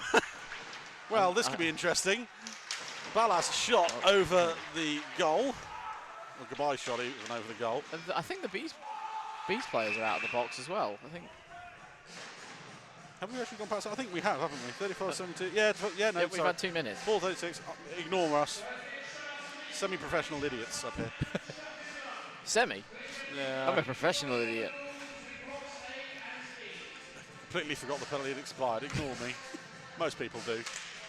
Yeah, that's my bit. I'm the one who's supposed to forget that the penalty expired. He's rubbing off on me, unfortunately. Chips ahead. Cathcart and Stead are also back on the ice. Mogg finds Will Stead. Evades the hit from Spadafor really well. Stead in on goal. Stead with a chance into the glove of Curlin. He'll hold on. And Stead goes down holding his ankle on that one. Good work by Stead to evade the first hit. There's more chirping going on between Spadafor and Ranson. Stead holding his knee. I think he's arguing he took some kind of... Yeah, he's arguing he took a slash. He kind of did. Nick, can you rewind that again? Sorry for us. Chris was looking the wrong way. Sorry, I was paying more attention to Stead down on the ice. It's Stead. So, there. Yeah. Yeah. Okay, so we can even it up now. We're on about 2 each on calls for this. I mean, also, let's not take away from Curlin there, because that looked like it was going in, going low, and he managed to get the glove down just in the right position. And now... the MK Lightning have struggled to count to 5 here. They've got 6 on the ice. Steve Matthews sends Susters back to the bench. At what point does this constitute a delay of game penalty? So 1:40 remaining in period number 2. Wallace wins the draw ahead of goodbye. Forsberg will clear it up ice.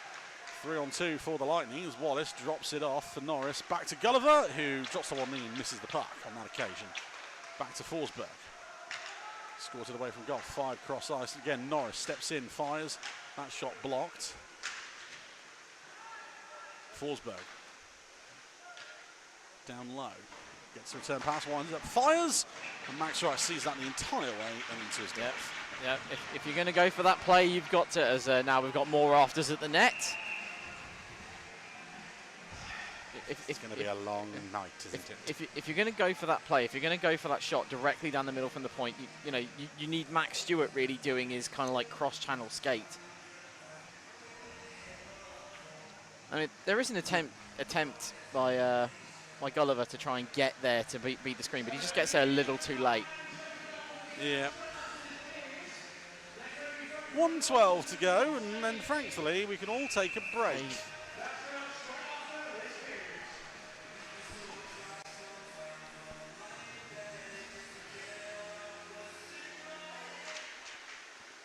Bees win the draw. Chipped up the wall by Sesenis. Icing waved off. Forsberg gets there for the Lightning. Into the final minute we go. That pass into no man's land falls nicely to Liam Morris. Finds Ross Bottom.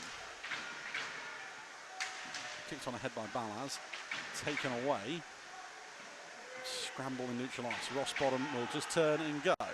Rossbottom over the blue line. Tries to step inside Forsberg again. He's been fantastic. Finds Balaz on that occasion. Just behind Sesenis, but he'll get the puck. Fire from the goal line. And that goes up into the netting near here. Yeah, you can tell the different sports on this occasion. I went to catch it and Chris went to jump out of the way. Yeah. Self-preservation, mate, self-preservation. Or fear, as it's known as. 32 seconds left in period number 2. I've been hit in the back of the leg with one of those things. I have no desire to experience that pain ever again in my life. Face off to Curlin's right. Forsberg's been very, very solid this period with the body positioning. He's really bit like Rossbottom. There's you really got it as the shot comes in straight away from Balaz off the face-off. He's got to be quicker than that with Forsberg really, because Forsberg just is using his size to his advantage as well in that scenario. Yeah, Balaz able to get the shot, not waffling at all, mate. Fielding the draw on that occasion. Fired around the boards. County takes his eye off it for a second and loses it. Rossbottom takes a hit from field, but it's 2-on-2 the other way. Balaz into the zone, finds Sesenis on his offhand. Deflection back to the blue line. Morris just passes it to Callum Field. He's not on your team, Liam. Come on. Stewart with the stretch pass. That will be icing. Frantic go to beat the clock, and there'll be 8.1 left in the second. So, chance to draw up one set play. Clean draw, back to the man at the blue line. Maybe it works, maybe it doesn't. It's going from the, Curlin's right-hand face-off dot as the Bees look to try and change and draw up a set play. Goodbye is currently on at the blue line, waiting for Balaz to win the draw. Balaz does win the draw. It's off his own leg. Back to Goodbye. Goodbye gets a shot on goal. Curlin will glove it and holds on. 3.1 to go this time. I mean, Goodbye there though, going with, as I said, get the clean draw, get the man back to the point, and he's decided he's the best man for the operation there at the moment. Needs a little bit more on that one. It's going to have to be a very quick shot this time. Yeah. That one is immediately blown dead. It kills 1 second as the Lightning take a warning. But it does mean it's even harder for them to get a shot. It is. This is going to have to be a buzzer beater, this one. Goodbye. They've got Sesenis. And they added the second back on. That's weird. Guess I would assume because Bees win the draw. Shot comes in. Deflection from Curlin. Almost wrong foots him. Luckily, Will stays tall and holds on. Well, it's a second period that somehow has taken 45 minutes to complete. Cooler heads need to prevail. It's getting a little chippy. It's been chippy all night, really. I should say that. But more importantly, after 40 minutes, it's a tie game, 1-1 after Sean Norris doesn't make the same mistake twice and snipes home on the back door off a deflected shot, well, obviously a blocked shot from Max Wright. 40 minutes, Chris. There's an edge to this game. The Lightning obviously know they can't afford a slip up. This is a potential banana skin, as the Knights found out last week. But there is just that edge of the next mistake could be a game loser. It is very much at the moment the next person to blink is potentially going to, lose this game. It was never really going to stay 1-0 with the level of, with just how stacked the Lightning offense is. It would have, no offense to Max Wright when I say this, Max Wright or the Bees defense, they've been solid all game. But it's just, they come at you, and as like we said, Sean Norris was not going to miss an opportunity like that again, and he proved it. As below us, there's a conversation going on between. It's Patrick Forsberg is making his opinions known to Stephen Matthews. Yep. So, third and possibly final period coming soon. Lightning fans, get your phones ready. We'll have something for you at the start of the third. We'll be back in about 15 minutes' time. Welcome back to the hangar while I stop Chris from embarrassing himself and singing along to dance music. We've got 2 minutes to go before the start of period number 3. Here in Slough, it is currently the Berkshire Bees 1, the Milton Keynes Lightning 1. Just make sure he's double checks that he's got all of his stat page ready and raring to go. So we can talk about that, we can waffle while you do the rest of it. Yeah. Shots on goal in that second period, it was 21 on Max Wright and 12 on Will Curlin in the Lightning net. The 1 goal from Sean Norris, and then just the sea of penalties. That's why that period took 45 minutes, everyone. It was a penalty. Penalties and more icing than a Greg's donut. Other bakeries are available. This game still all to play for, obviously, but elsewhere in the league, here are your obviously either latest scores or results. As Nick flashes up his latest graphic. It finished the Solway Sharks 2, the Peterborough Phantoms 3. It's finished the Leeds Knights 6, Bristol Pitbulls 1, Romford Raiders 4, Sheffield Steel Dogs 6, and Hull 3, Swindon 3. Hull have just equalised with 3 minutes to go. And here, obviously, it is 1-1. Before I hand it over to Chris, and he can talk through his thoughts. I think everybody up in the world's most versatile arena in for a bit of bonus hockey, maybe. Bonus hockey. Stop calling it the world's most versatile arena, you're not Anthony. Right, as Will Curlin leads the Lightning back out for the third and possibly final period, here's where the fun begins. See this QR code? As I'm hoping that Nick's got it ready to go. That one. Right there, bottom right hand corner. Scan that QR code. You at home are picking man of the match for both teams from the 4 players selected for both teams. As you can imagine, in a 1-1 game, it's a bit difficult this week. 4 players from each. Lightning fans, yes, you can pick the Bees man of the match as well. Please do pick both. We've had some weeks where teams just haven't bothered picking the other one. Some of them are really good. You don't want to be put in a group with Leeds, do you, and not voting for the other team's man of the match. That'd be awkward. So 4 for each. Scan that QR code. You have until about the final minute of the third to put your vote in and have your say on who walks away with the empty box at the end of the third period. And you can also join in with a fun game at home because Chris doesn't know who's on the list. So Chris will pick his man of the match. Yep, you're and no doubt it will not be on the list. I will say this, if someone has an absolute blinder in the third, there's a strong chance they weren't on the list. You're all being pitted against me in this one. And I will probably pick the guy who had the blinder in the third. Yes. Yeah, please note, all man of the matches had to be picked by the end of the second period. Any and all complaints, please direct them to graham.beesicehockey.com is what I was told by producer Nick. So it's not really man of the match, it's more like man of the first 2 periods. Yes. Man of the first 40 minutes. As the Bees win the opening puck drop for period number 3. Mog will try and play that one ahead. Lightning get the puck away. Hopefully this period won't take 45 minutes. Don't jinx it. I know. We'll get overtime instead. Yay, bonus hockey. No, not bonus hockey. Bees blue line is where the puck is held, and finally the Lightning bring it out. Spatterfall over to Martelli. Tipped on ahead. Collected by Mog. Toms loses his footing and lets Wallace come through and take the puck off him. Luckily, goodbye there as cover. Back down to Toms. Does want to get it away from Susters on that occasion. Does really want to get away from Norris, but unluckily Martelli jumps in ahead of Ranson and gets the puck. Martelli bounce off the boards, finds Toms.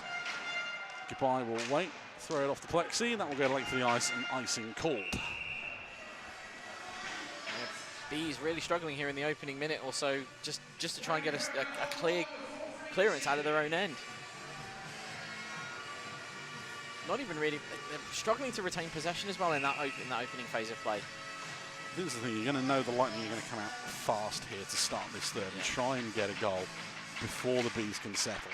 Off the draw, that one blocked. Mog first, the loose puck, fired off the plexi again, just clears the blue line. Will allow partially a change for the men in black.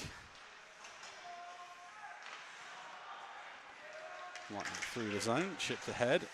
Collected by Balaz. Bouncing puck falls to Morris. He'll try long stretch pass to Stead. And it will get there as the Lightning have to leave it as Rutgers need to play with a high stick. Stead ushered into the corner by Forsberg. Kept it in the blue line really well there by Morris. Glove down again. Immediately turned over. The Lightning try and break. Gulliver only finds Toms, who coughs it straight up to Venus. Venus drops it off. No one there in a white shirt. Morris just helps it on its way out the zone. Stead breaks through a defenseman. Balaz escorted away from goal. Spins. Morris steps in. Fires that one off the blocker of Curlin and pushed away. Toms takes a hit from Forsberg. Bees with the puck. Morris again with another chance. This one, a couple of deflections. Curlin watches it and pushes it aside. Morris throws it in from centre ice as the Bees go for a defensive change. Good pressure up top by Balaz. Pass picked off by Sesenis. He then loses out thanks to McEwen.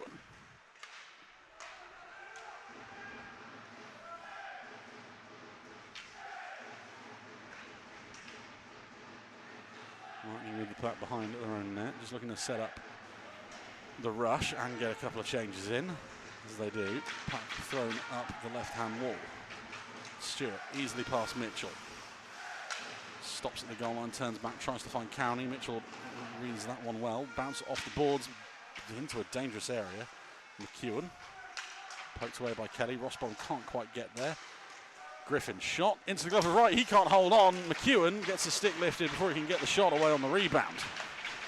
McEwen back to the blue line. Mad scramble all of a sudden. Stewart bumped off the puck by Mitchell. Dan Rose bumped off the puck by Adam Bicknell. Jordan Cowney. Adam, you're not playing anymore, Adam. You're a ref now. Good hit. Solid hit by the ref. Bouncing puck. Mitchell gloves that down. Only as far as Corey McEwen. Penalty called on Mitchell on this one. The Lightning are going to go back on a man advantage. Griffin will skate it out the zone and will allow them to get a 6-on-5 on a delayed penalty, which will immediately be washed out as Rossbottom collects the puck. Wait and see what the signal is. Marcus Mitchell is the one who should be going to the box by the looks of it. I believe. Ooh, he's heading to the bench. Not sure who it is. Well, no one's got in the box. I think whoever it was, I think it might be, yeah, it's Josh Martin. 43:40 is the time of the penalty. Josh Martin was not on the ice. That's an interesting one. I'm sure the Bees will take it, though. Bench minor? No, it's gone down as Martin on the board. 43:40, Lightning back on the power play. You sense this is the chance. We say 7 for, 43 now on the power play. Here comes 8, no doubt. Commentator's curse and all that. Norris. Fired across to Wallace. Here's Max Stewart in front of the net. Like I said, shot, that's off the bar. Norris can't get away from Cathcart. Martin 2 for slashing. Which is impressive considering he was on the bench. Wallace winds up, fakes the shot, backdoor chance, fired back across by Norris and wide of the post on this occasion. I think maybe what happened is because they were pointing at the bench when they were referencing who was going to take the penalty. As the shot comes in and is just padded wide by right. I think they didn't. They just saw whoever it was head to the bench and ended up picking somebody. Stewart loses the handle on the puck. Dubai will fire it straight to Forsberg at the blue line, unfortunately. Wallace again. Minute just about gone on the power play. Back to Forsberg. Chance saved by Wright. Norris collects again. Here's some good puck movement from the Lightning. Wallace. Down low, Gulliver with a chance. Gulliver shovels it home. The goal is given. The handbags are flying. And we said the first mistake could be costly. It's an unnecessary penalty, gives the Lightning the man advantage, and a man on the front door in Harry Gulliver makes it 2-1. And the Lightning lead 44-49. Harry Gulliver gets his 15th of the year. Yep, and an assist to Joe Scott on that one was the commentator's curse. Hey, I said goal 8 was coming. Actually, that is an assist. Thank you very much. You'll take it. Yeah, Bees defence don't clear Gulliver out in front. The shot comes in. Wright gets the pad there, but they don't clear the man out in front, and they're able to just shovel it in to put them into the lead. My first assist of the year for the MK Lightning. Thank you very much. What's your shirt number? Who knows?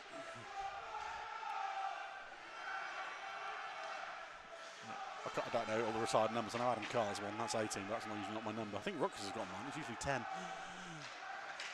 Chips ahead by Grinnell Park. Good forecheck in the corner, but it's knocked loose by Kelly. Drops it off for Sesenis. Mitchell can't find Grinnell Park, or get past Grinnell Park. Gulliver from Wallace and Forsberg is the Lightning's second goal of the evening. Rossbottom, long stretch pass, finds Sesenis. He'll just throw it into the opposite corner, which is collected by Martelli.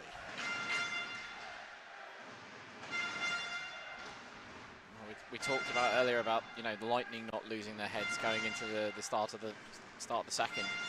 Right now, key for the Bees if they're going to get back in this, that they don't lose their heads. And also not change anything. The game plan has worked for 40 minutes rather well. So Ross Bonham causes that turnover at the Lightning blue line. Morris. Some scratchy passing, let's say that. It's chipped up ice. Martelli pushed into the boards by Smith. Spatafor starts the rush as it's thrown up to Max Stewart. Drop pass into Jordan Cowney. Cowney leaves it for Stewart. Fakes going short side. Instead just dangles around Liam Morris. Not able to pull it off on that occasion. Rose will clear. Smith will get it over the blue line when Martin collects. James Griffin tries to hit Martin at the blue line. Unstoppable force meets an immovable object on that one. The Lightning bench not quite sure how to react to that hit. Chipped ahead. It's like two players trying to hit each other and cancelling each other out, really. Toms behind his own net. 13 minutes to go in the third. It's goodbye. Long stretch pass. Icing is called as Ransom doesn't touch it. It's then immediately waved off. Interesting. But again, they're attempting to thread the needle through the neutral zone and it's just not working. Mog breaks up that stretch pass. Shot saved by Curlin. And it falls almost all the way out to the blue line. Lightning will break the other way again. Stop and go from Venus as he's sent away. Tries to reset off the blocker of right this time. Gulliver. Score of the game winner as it stands. That pass can't quite find Forsberg. It's out of the zone. If anything, it's the kind of game the Lightning want because the Bees are now forced to try and chase it. They have to go out of the puck. They have to come out of their defensive shell and try and cause something. As Ranson tries to, and the puck will take a nice trickle through. Lightning is escorted away from goal by Kelly. Puck through to Gulliver, saved by Wright. And Gulliver and Cathcart once again. Gulliver making friends around the net. I mean, what we did notice, there was a Bees player who suddenly flew in on all fours out of shot. And I think Gulliver may have had something to do with that. There's the QR code there in the corner. Scan that, pick your man of the match. Max, right. Gulliver with a little shove there. There you go, Chris, you were right on that one. Yep. But yes, QR code, scan your man of the match. Pick for both teams. Pick for the Bees, pick for the Lightning. Bees fans, pick for the Lightning, obviously. Lightning fans, pick for the Bees. Have you say in both man of the matches from the 4 players on each team. Norris. Back to the blue line. Shot saved by Wright as Wallace and Balaz try to exchange sticks. No harm done between the two. Yeah, no. We'll reset and go again.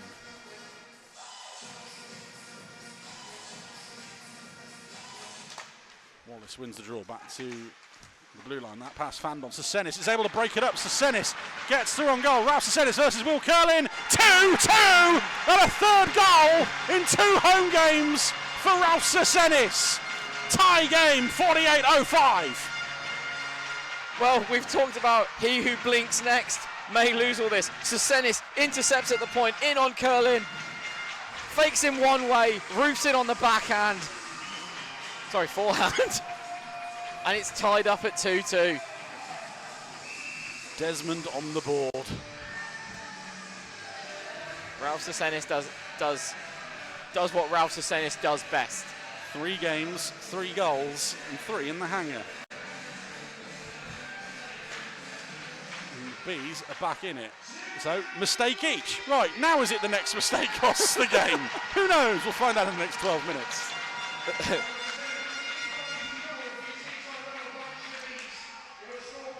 Bees have to check up on that one as it's offside. And that one is offside. I don't know why Goodbye's played that one. Will Curlin's not happy about something.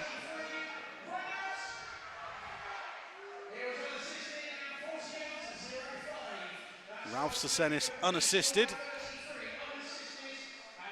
The takeaway off Patrick Forsberg. Smith is arguing the offside call. It is going to stay inside the Bees. Protest ignored. It was offside. There was enough shouts, but are they going to be allowed to change? Yes. Yes. Yes, they're still allowed to change. They're just not allowed. They just don't. They lose the zone. Personally, right call. Yep. No, they didn't check up. like, not to criticise an official, but why does Cook need to have a conversation with the players every face-off? He's done it all the time. Bees at the other end of the ice. Rose carries it over the blue line, takes a heavy hit from Grinnell Park and returns one himself. And now Grinnell Park and Rose having to come together behind the play. Lightning over the blue line at the other end. Let's go for the exciting bit, shall we? Hamill can't get through Mogg on that occasion. Smith will try and clear. Icing is signalled and called on that occasion. And we'll come all the way back. Stephen Matthews just having a few words with Rio Grinnell Park, I believe, on that one, of just calming down. I don't understand that there, because it's like, if you know he's done something, why not call it? Why are you just giving him a stern talking to? There's an element of letting the game flow and not letting the officials decide the game at this point. This is the forever debate that happens when when we fans talk about officials calling and not calling. See, the thing with me on that one with what Grinnell Park was doing there, it wasn't enough to warrant a penalty. It's just like you are stepping close to the line, shall we say? Yeah. Which I believe is fair. No, yeah. I would rather have an official do that and say, this is the line, go no further. Yeah. I mean, if officials called everything in a hockey game, the game would never actually start. Exactly. Yeah. Lightning at the blue line, tipped ahead by Cowney. Foot race between Goodbye and Stewart. Goodbye rings it round the boards. Mrs. McEwen, thanks to the Science Express Slough advertising hoarding. There's your free publicity, lads. Stretch pass, fired up ice, on goal. Wright has to push it aside as the icing's waved off. Puck finds Toms, or at least it did until he wrong-footed himself, and that one finds Bicknell. Brilliant assist for Adam Bicknell chance! And McEwen fires over. Stewart gets his pocket picked by Stead. Back to Cowney. Stead out to meet him again. He'll turn, fire back to the blue line. Griffin shot. That one's hit right on the chest. Clearance bounces over the stick of Griffin and out the zone. I'll say this, if that one had gone in, there's no way anyone could have said, well, Adam Bicknell's very pro-Bees, isn't he? No, exactly. Tipped ahead at the blue line. Lightning, will go for a change. Morris, round to Mogg. This time Bicknell does get his feet out of the way of the puck. Stuart Mogg was going to go coast to coast. Tries to fire across. Goal! Good, important block there in front. I believe Ross Venus is the man there. Bees still with it.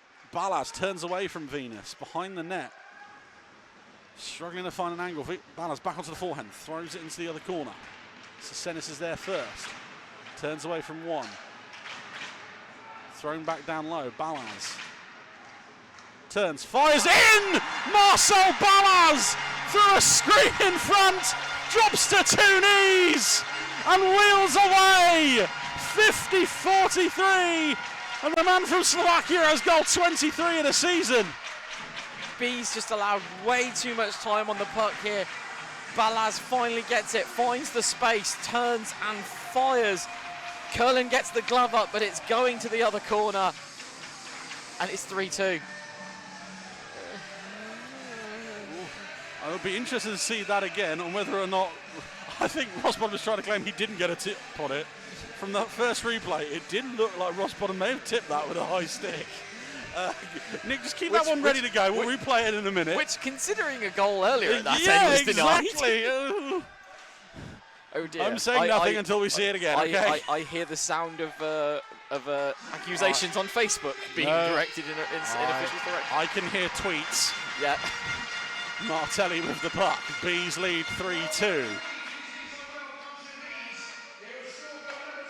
Marcel Ballas is given the goal as Dubai tries to dispossess Wallace. Wallace battles his way back into that one. Morris is there to clear. Curlin out of his net to play it. Throws it all the way up to the blue line. Susters chips it ahead. Ballas from Sesenis. And a second assist to Stuart Mogg. Goodbye. Speaking of Sesenis. That was Goodbye, actually. Taken it to the corner. Stead with a retaliation hit. Both benches in uproar that neither were called, rightly so. And that's what you call balanced officiating. The problem is, if you don't call the first one, you don't call the second one. You love hockey. Sisters. Back to the blue line from Tom's given. Shot tipped wide this time.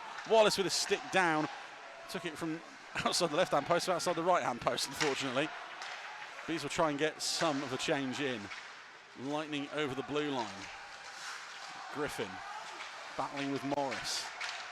Back to the blue line. Shot comes in. Blocked by Mitchell in front as he's battling with Sisters. Morris will clear. And Mitchell has taken a massive swipe at Sisters. And Marcus Mitchell should be thrown from the game. Let's call it what it is here. And that is a punch thrown from Sisters at Martin. And now Martin is just trying to grab whoever. Mitchell has broken his stick on Martin Sisters here. He should be gone.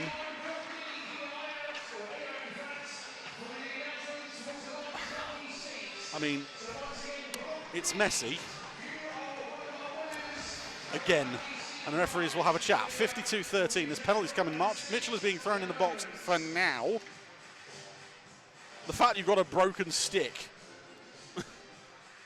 being taken to the Bees benches. I heard the sound of stick on plastic. Was it the helmet or was it the shin pads? Let's go to Nick. Nick's not bothering. Nick okay. Nick saw the Facebook comments from Leeds. Didn't want to throw us under a bus again. We're going to wait and see what the penalties are. 52-13. Despite the fact that we are up here in the clouds overlooking everything, we are not omnipresent and able to see everything. To be fair, Nick, well, as I said, you've got a broken stick and Sisters on the floor. You can kind of infer what's happened. Yeah. So we're going to wait and see. Mitchell is now stood up in the box. I think the inevitable is coming. And Marcus Mitchell is done for the night. And rightly so. Marcus Mitchell will take an early bath. The question is 5 or 5 in game? I imagine 5 in game. 5 in game. It's going to be interesting whether Josh Martin gets anything out of this as well. If you're going to, again, it goes back to the whole thing. Do you call everything or the thing that set it off? Mitchell would be 5 in game. Sisters would be 2 because he's thrown a glove punch, as has Martin.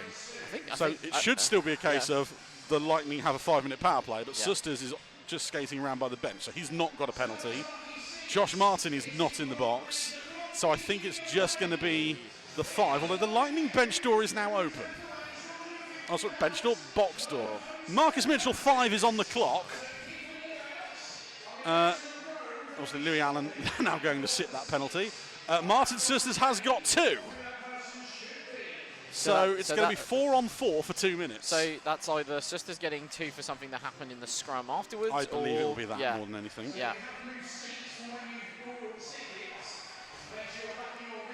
We will wait and see. Here we go. We're going to wait and get the calls.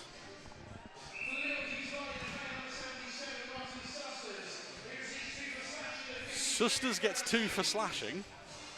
I thought it'd be for this punch here. Bang.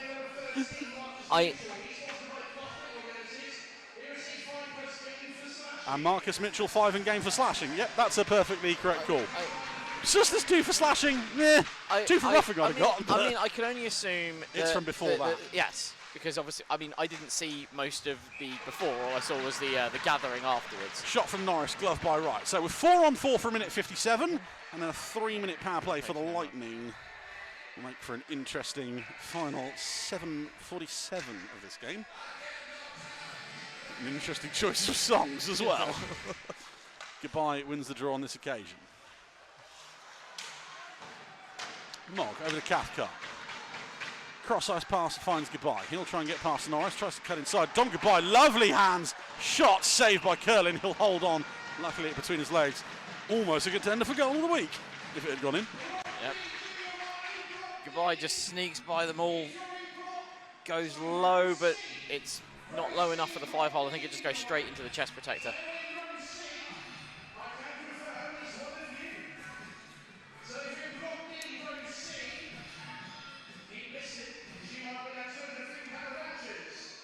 .7:31 to go as we get another fake puck drop. Everyone loves them in the game.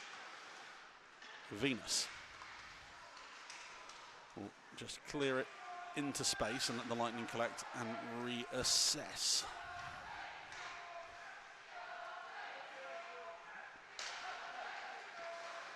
Forsberg under pressure from Stead. Lovely little move, twice there from Ben Solder. Puck goes into the corner. Stead gets it taken away by Forsberg. Bouncing puck leaves the zone. Bees will try and change two. Lightning in again. Solder spins away from Mogg. Down low to Wallace. Shot saved by Wright. Rebound collected by Mogg. Given back to Wallace. Norris. Wallace, Norris to Morris. Back to Norris. Yes, I did just wanted to say that. And too many men is called on the Lightning.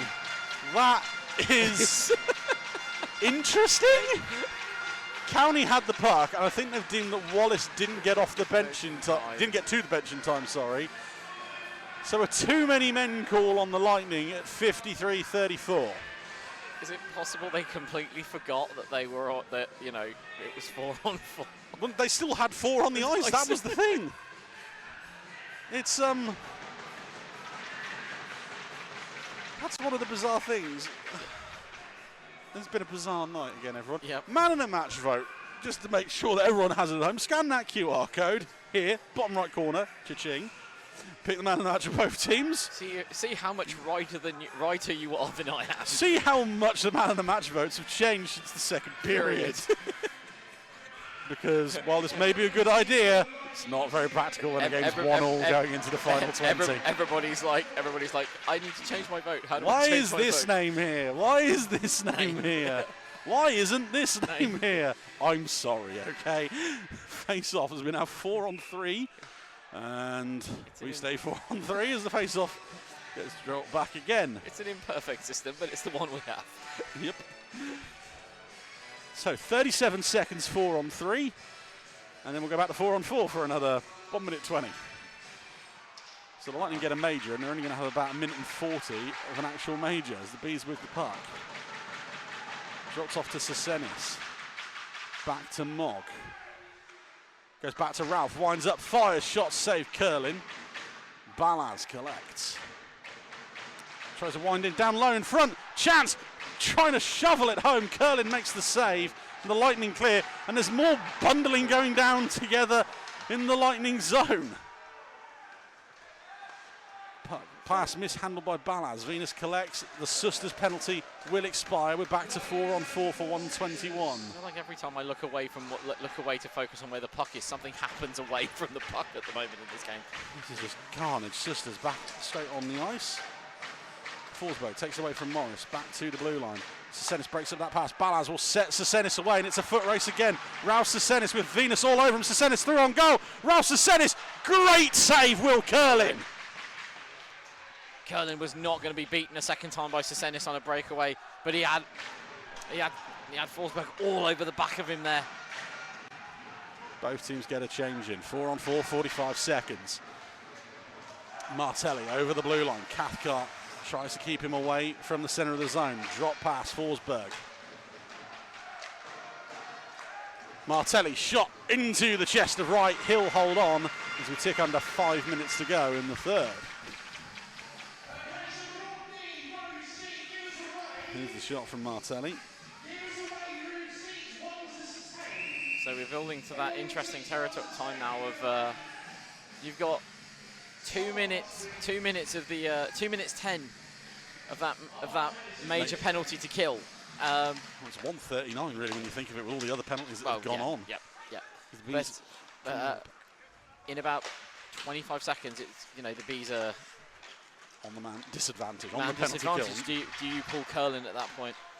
Well, that was the question I was building to. The Bees are able to clear thanks to Josh Kelly. He gets it out of the zone. You don't need to apologise. Math is hard for me. I know. Rossbottom takes it away from Max Stewart.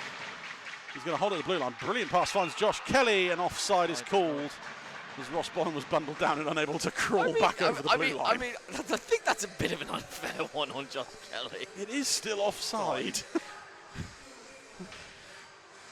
Rossbottom frustrated at himself that he couldn't crawl quick enough. But Rossbottom was kind of... So 4 seconds left to 4-on-4, 1:39 of a man advantage that does not stop. More importantly, that's the bit we need to remember here. You might not feel it, but that was a 5-minute major. As the Lightning will hold on to the puck and get back to full strength. Stead with it though. He tries to form a shot on goal, but he's ushered into the corner by 3 Lightning players.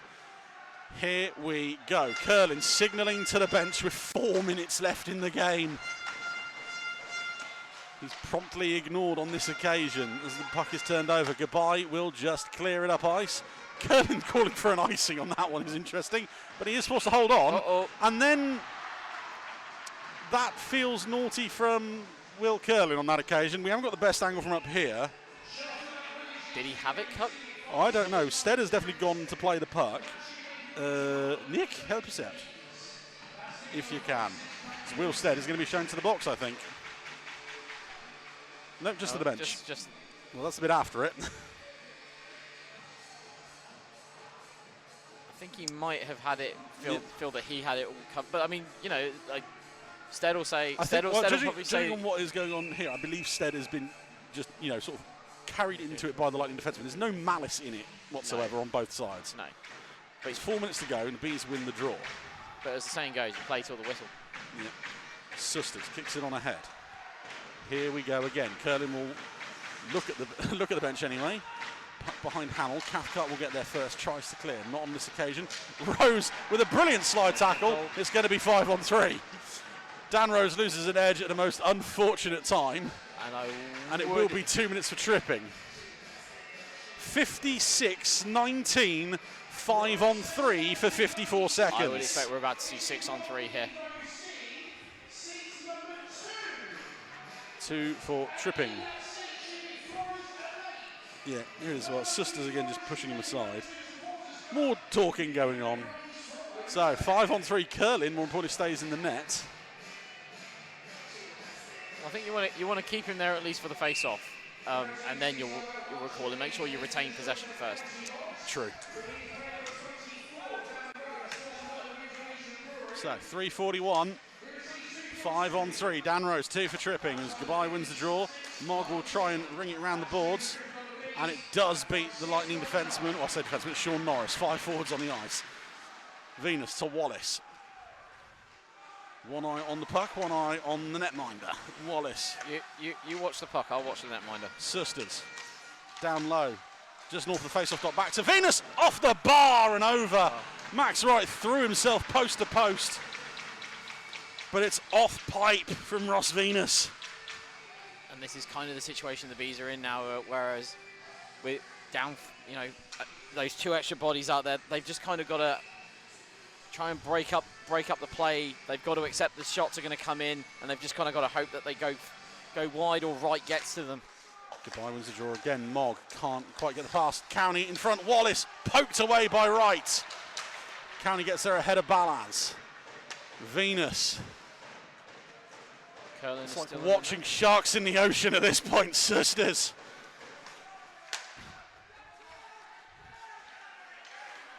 Backdoor chance. Norris into the glove of Wright. He'll hold it on against his pads.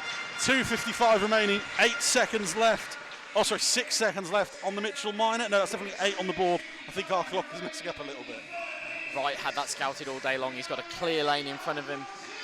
Obviously, it helps for Wright right now in terms of getting sight on the net on the shots because he's only got 3 defensive players moving around in front of him. Goodbye wins another draw, but County jumps it this time. Back to Venus, another shot, this one into the glove of Wright, and he snags that one. The penalty is just about to expire. Morris steps on for, by the looks of it, Balaz on this occasion, as I think Louis Allen's the first man, so they're going to go for the second forward. Venus and Gulliver are told to stay, or they're not allowed to change, so the Lightning given a warning on this drop.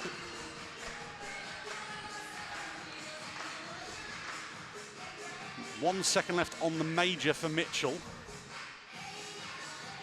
But still the man advantage. Goodbye wins the draw. Bees return to 4. Mogg can't get it away from County. County up to Norris. Goodbye putting him under pressure. High bouncing puck bounces away from Mogg. County back to Norris again. Shot comes in, save from Wright. He'll reach out and cover it up. 2:30 remaining in period number 3. 50 seconds left on Rose's penalty. Curlin's still looking over at the bench all the time there. I'm just keeping my eye on him and waiting for the signal. If not now, when? That's the question for me. I mean, I'll be honest. the best time realistically, in my opinion, was when it was 5-on-3.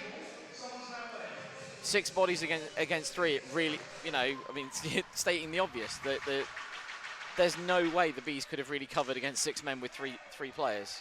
Held in the corner, finally knocked loose. McEwen back to the blue line. Max Stewart making his home in front of the net. Lots of bodies in front. Shot, save right, he'll hold on. We'll reset, we'll go again. Lightning are obviously going with just trusting the men they've got.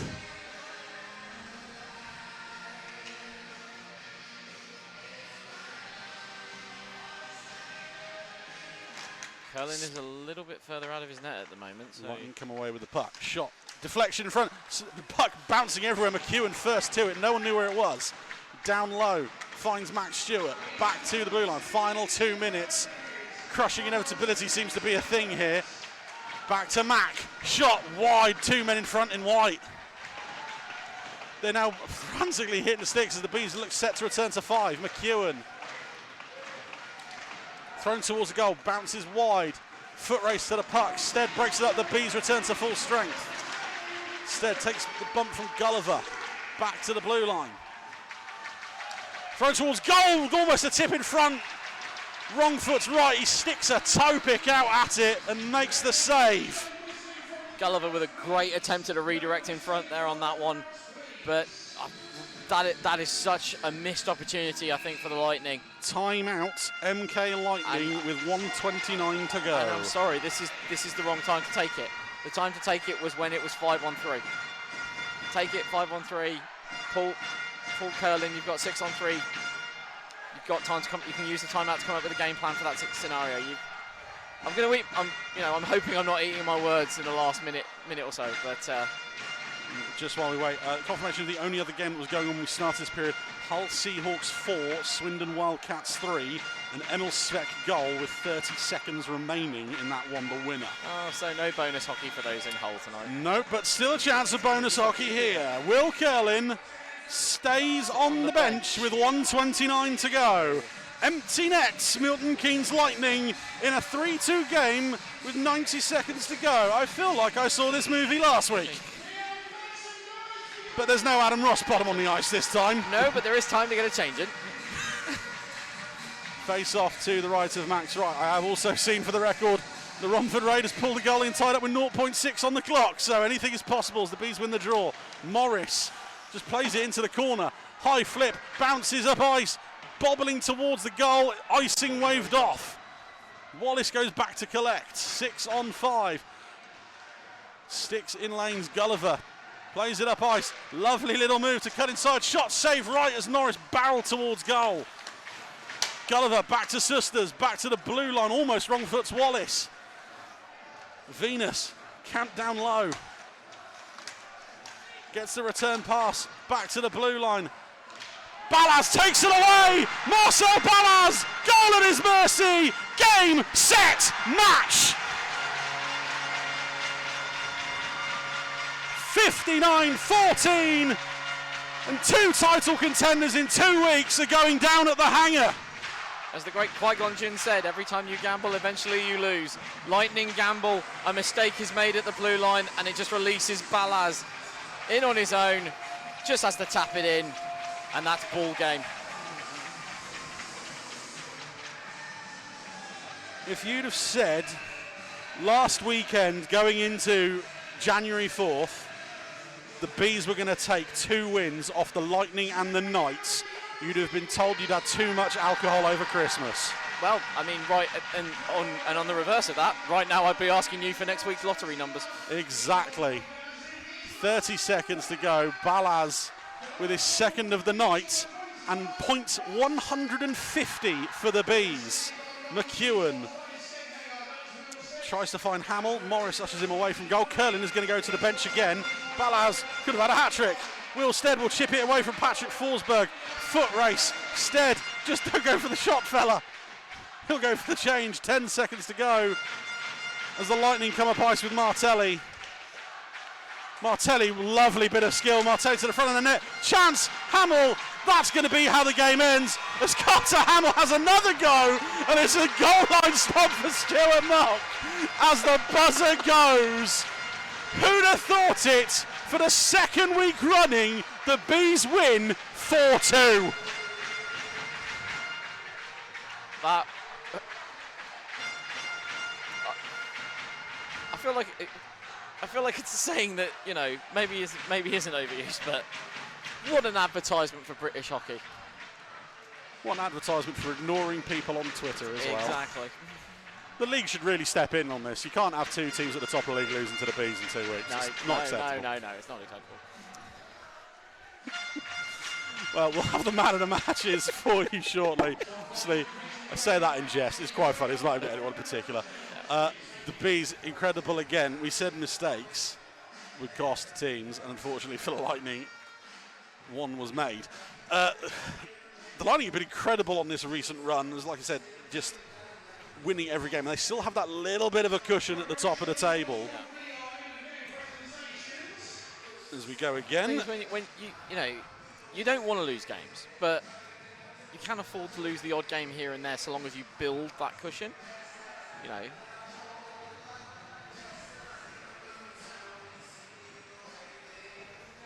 It's a weird night when all of the top three have lost. Oh, no, sorry, Leeds didn't. No, Leeds, last weekend, Leeds still won. All three teams have dropped points in this first 2 weekends of 2025 now. Which, in a way, shows how competitive the league is. Yeah. I did jokingly say it last week, and I will apologise for this in advance to Lightning fans watching at home. I did sign off by saying we were due our annual 1 win against the Lightning each year. Oh dear. Please don't be angry at me. Love you guys. Reverse commentator's curse. I know. But it's like we've said a few times when I've been on with you. It goes to show what the Bees can do when they've got that full bench. It's almost as if it was just injuries and player availability that was the problem. Yeah. That and, you know, a few shrewd signings in Jacob Ranson and Ralph Sesenis. I mean, you've now got. I mean, Sesenis has shown tonight that I feel like his experience playing in Solent plays into what he's able to do out there on this rink, because he's used to doing what he does, which is just getting on the puck, opening up the jets, and getting it to the net any way he can. And he's used to doing that on a rink, on an ice pad that is about half the size of this. Yeah. But it's like I said, when you know, you add Josh Martin, you add Ralph Sesenis, you add Jacob Ranson, it injects a new perspective into the locker room. You know, these are three guys who are out to, you know, they're out to prove something. They've missed half the season for various reasons, and they just want to go out there and prove it to everybody. You know that nobody should be sleeping on them. Right, man of the matches, MK Lightning. Chris, quick, you got to pick one fast. I'm going for. Oh, it's a choice here for me between Forsberg or Spadafor. Go on then. I'm going Forsberg, and I'm wrong, obviously. Well, for the first time in the 4 visits he's done this, Chris Beale is correct. Yes! Patrick Forsberg wins the man of the match vote. Also, Sean Norris, Will Kelly and Max Stewart are on there. Like I said, apologies, it was picked after the second period. Forsberg, incredible. Had the opportunity as well with the 2 breakaway chances that he stopped in that second. Yeah. Really solid pickup for the Lightning. I mean, this thing, for me, it's like when you, this thing, I always say, when you notice or when you don't notice a defenseman, it's generally good. But I noticed him tonight. He was everywhere. You know, he put his body, like, he uses his size so effectively. Those 2 breakaway chances that he broke up are all down to, and also the opportunity for Rose here in front of the net. Yep. You know, just getting the stick in there, like just putting everything on the line just to make sure that didn't go in. As a Sorry, I'm getting gestured by Dwee. Defensive coach Dan Weller-Evans is walking by underneath us and is celebrating in our direction. Yes. Lightning fans, also this Lightning skate off. Thank you for joining us on any of the 4 visits. There was one in pre-season as well. Yep. If you join us here in the rink or here on the stream, thank you for joining us. Obviously, love the club, love the organisation. Actually helped out with a bit a couple of years ago. Not many people know that. Obviously, hope you do well the rest of the year, because I'd rather you win the league title than Leeds. Chris shares the same thing after what happened last month. Yep. So good luck for the rest of the year. Yep. Enjoy your hockey. And like I said, please do it this time. The meltdown will be hilarious on that fan page. The shot off the back was Liam Morris. So Chris, over to you again. You've got to quickly pick a Bees man of the match. I'm going Max Wright. You're going Max Wright. Yeah. Well, he was on the list, so your improvement from last time. I'm actually I'm on the green this time instead of in the. Yep. Has he putted home the winner? Yeah, he has. 2 for 2, ladies and gentlemen. 2 for 2. London Buses. Max Wright wins man of the match. Like I said, you could have put a case for a few others in that third period, but somebody keeps making us pick these at the end of the second. Stuart Mogg, Wilstead, Adam Rossbom, the others. Really difficult, obviously, home it tonight. I mean, Max Wilstead would have been mine. Another shout I would have given is obviously Marcel Balaz. Yeah, I had the second period. Come on. Max Wright in that one, 56 saves. He faced 44 in the last 40 minutes and stopped 42. A huge effort from Wright. Had so many great and key saves this evening. But I've also credit as well to the defence in front of him, because if your defence doesn't work well with your netminder and your netminder doesn't work well with your defence, it all falls apart. And the two units, both worked so well together tonight. Just the active stick work, bodies on the line, throwing themselves into everything to try and stop and break up the play. In terms of home games, obviously, for the Bees, that is the last of the top 2 title contenders done for the year. Yeah. It gets a lot easier at home now as they skate around for their lap of honour. Chris, thank you for joining me as always. Thank you for having me. Obviously, you're back in a couple of weeks where we've got Friday night hockey. Yeah. Everybody loves a bit of Friday night hockey. Yeah, it's a very special occasion, that one as well. Obviously, we're back next week. Me and Nick are. Hopefully, Annika, who's watching from home tonight because she's sick, will be as well. As we welcome the Telford Tigers to town. They're not coming for tea, they're coming for hockey. 6:30 face-off on Saturday as the Bees look to carry on this run of form. Let's see them win 2 in a row.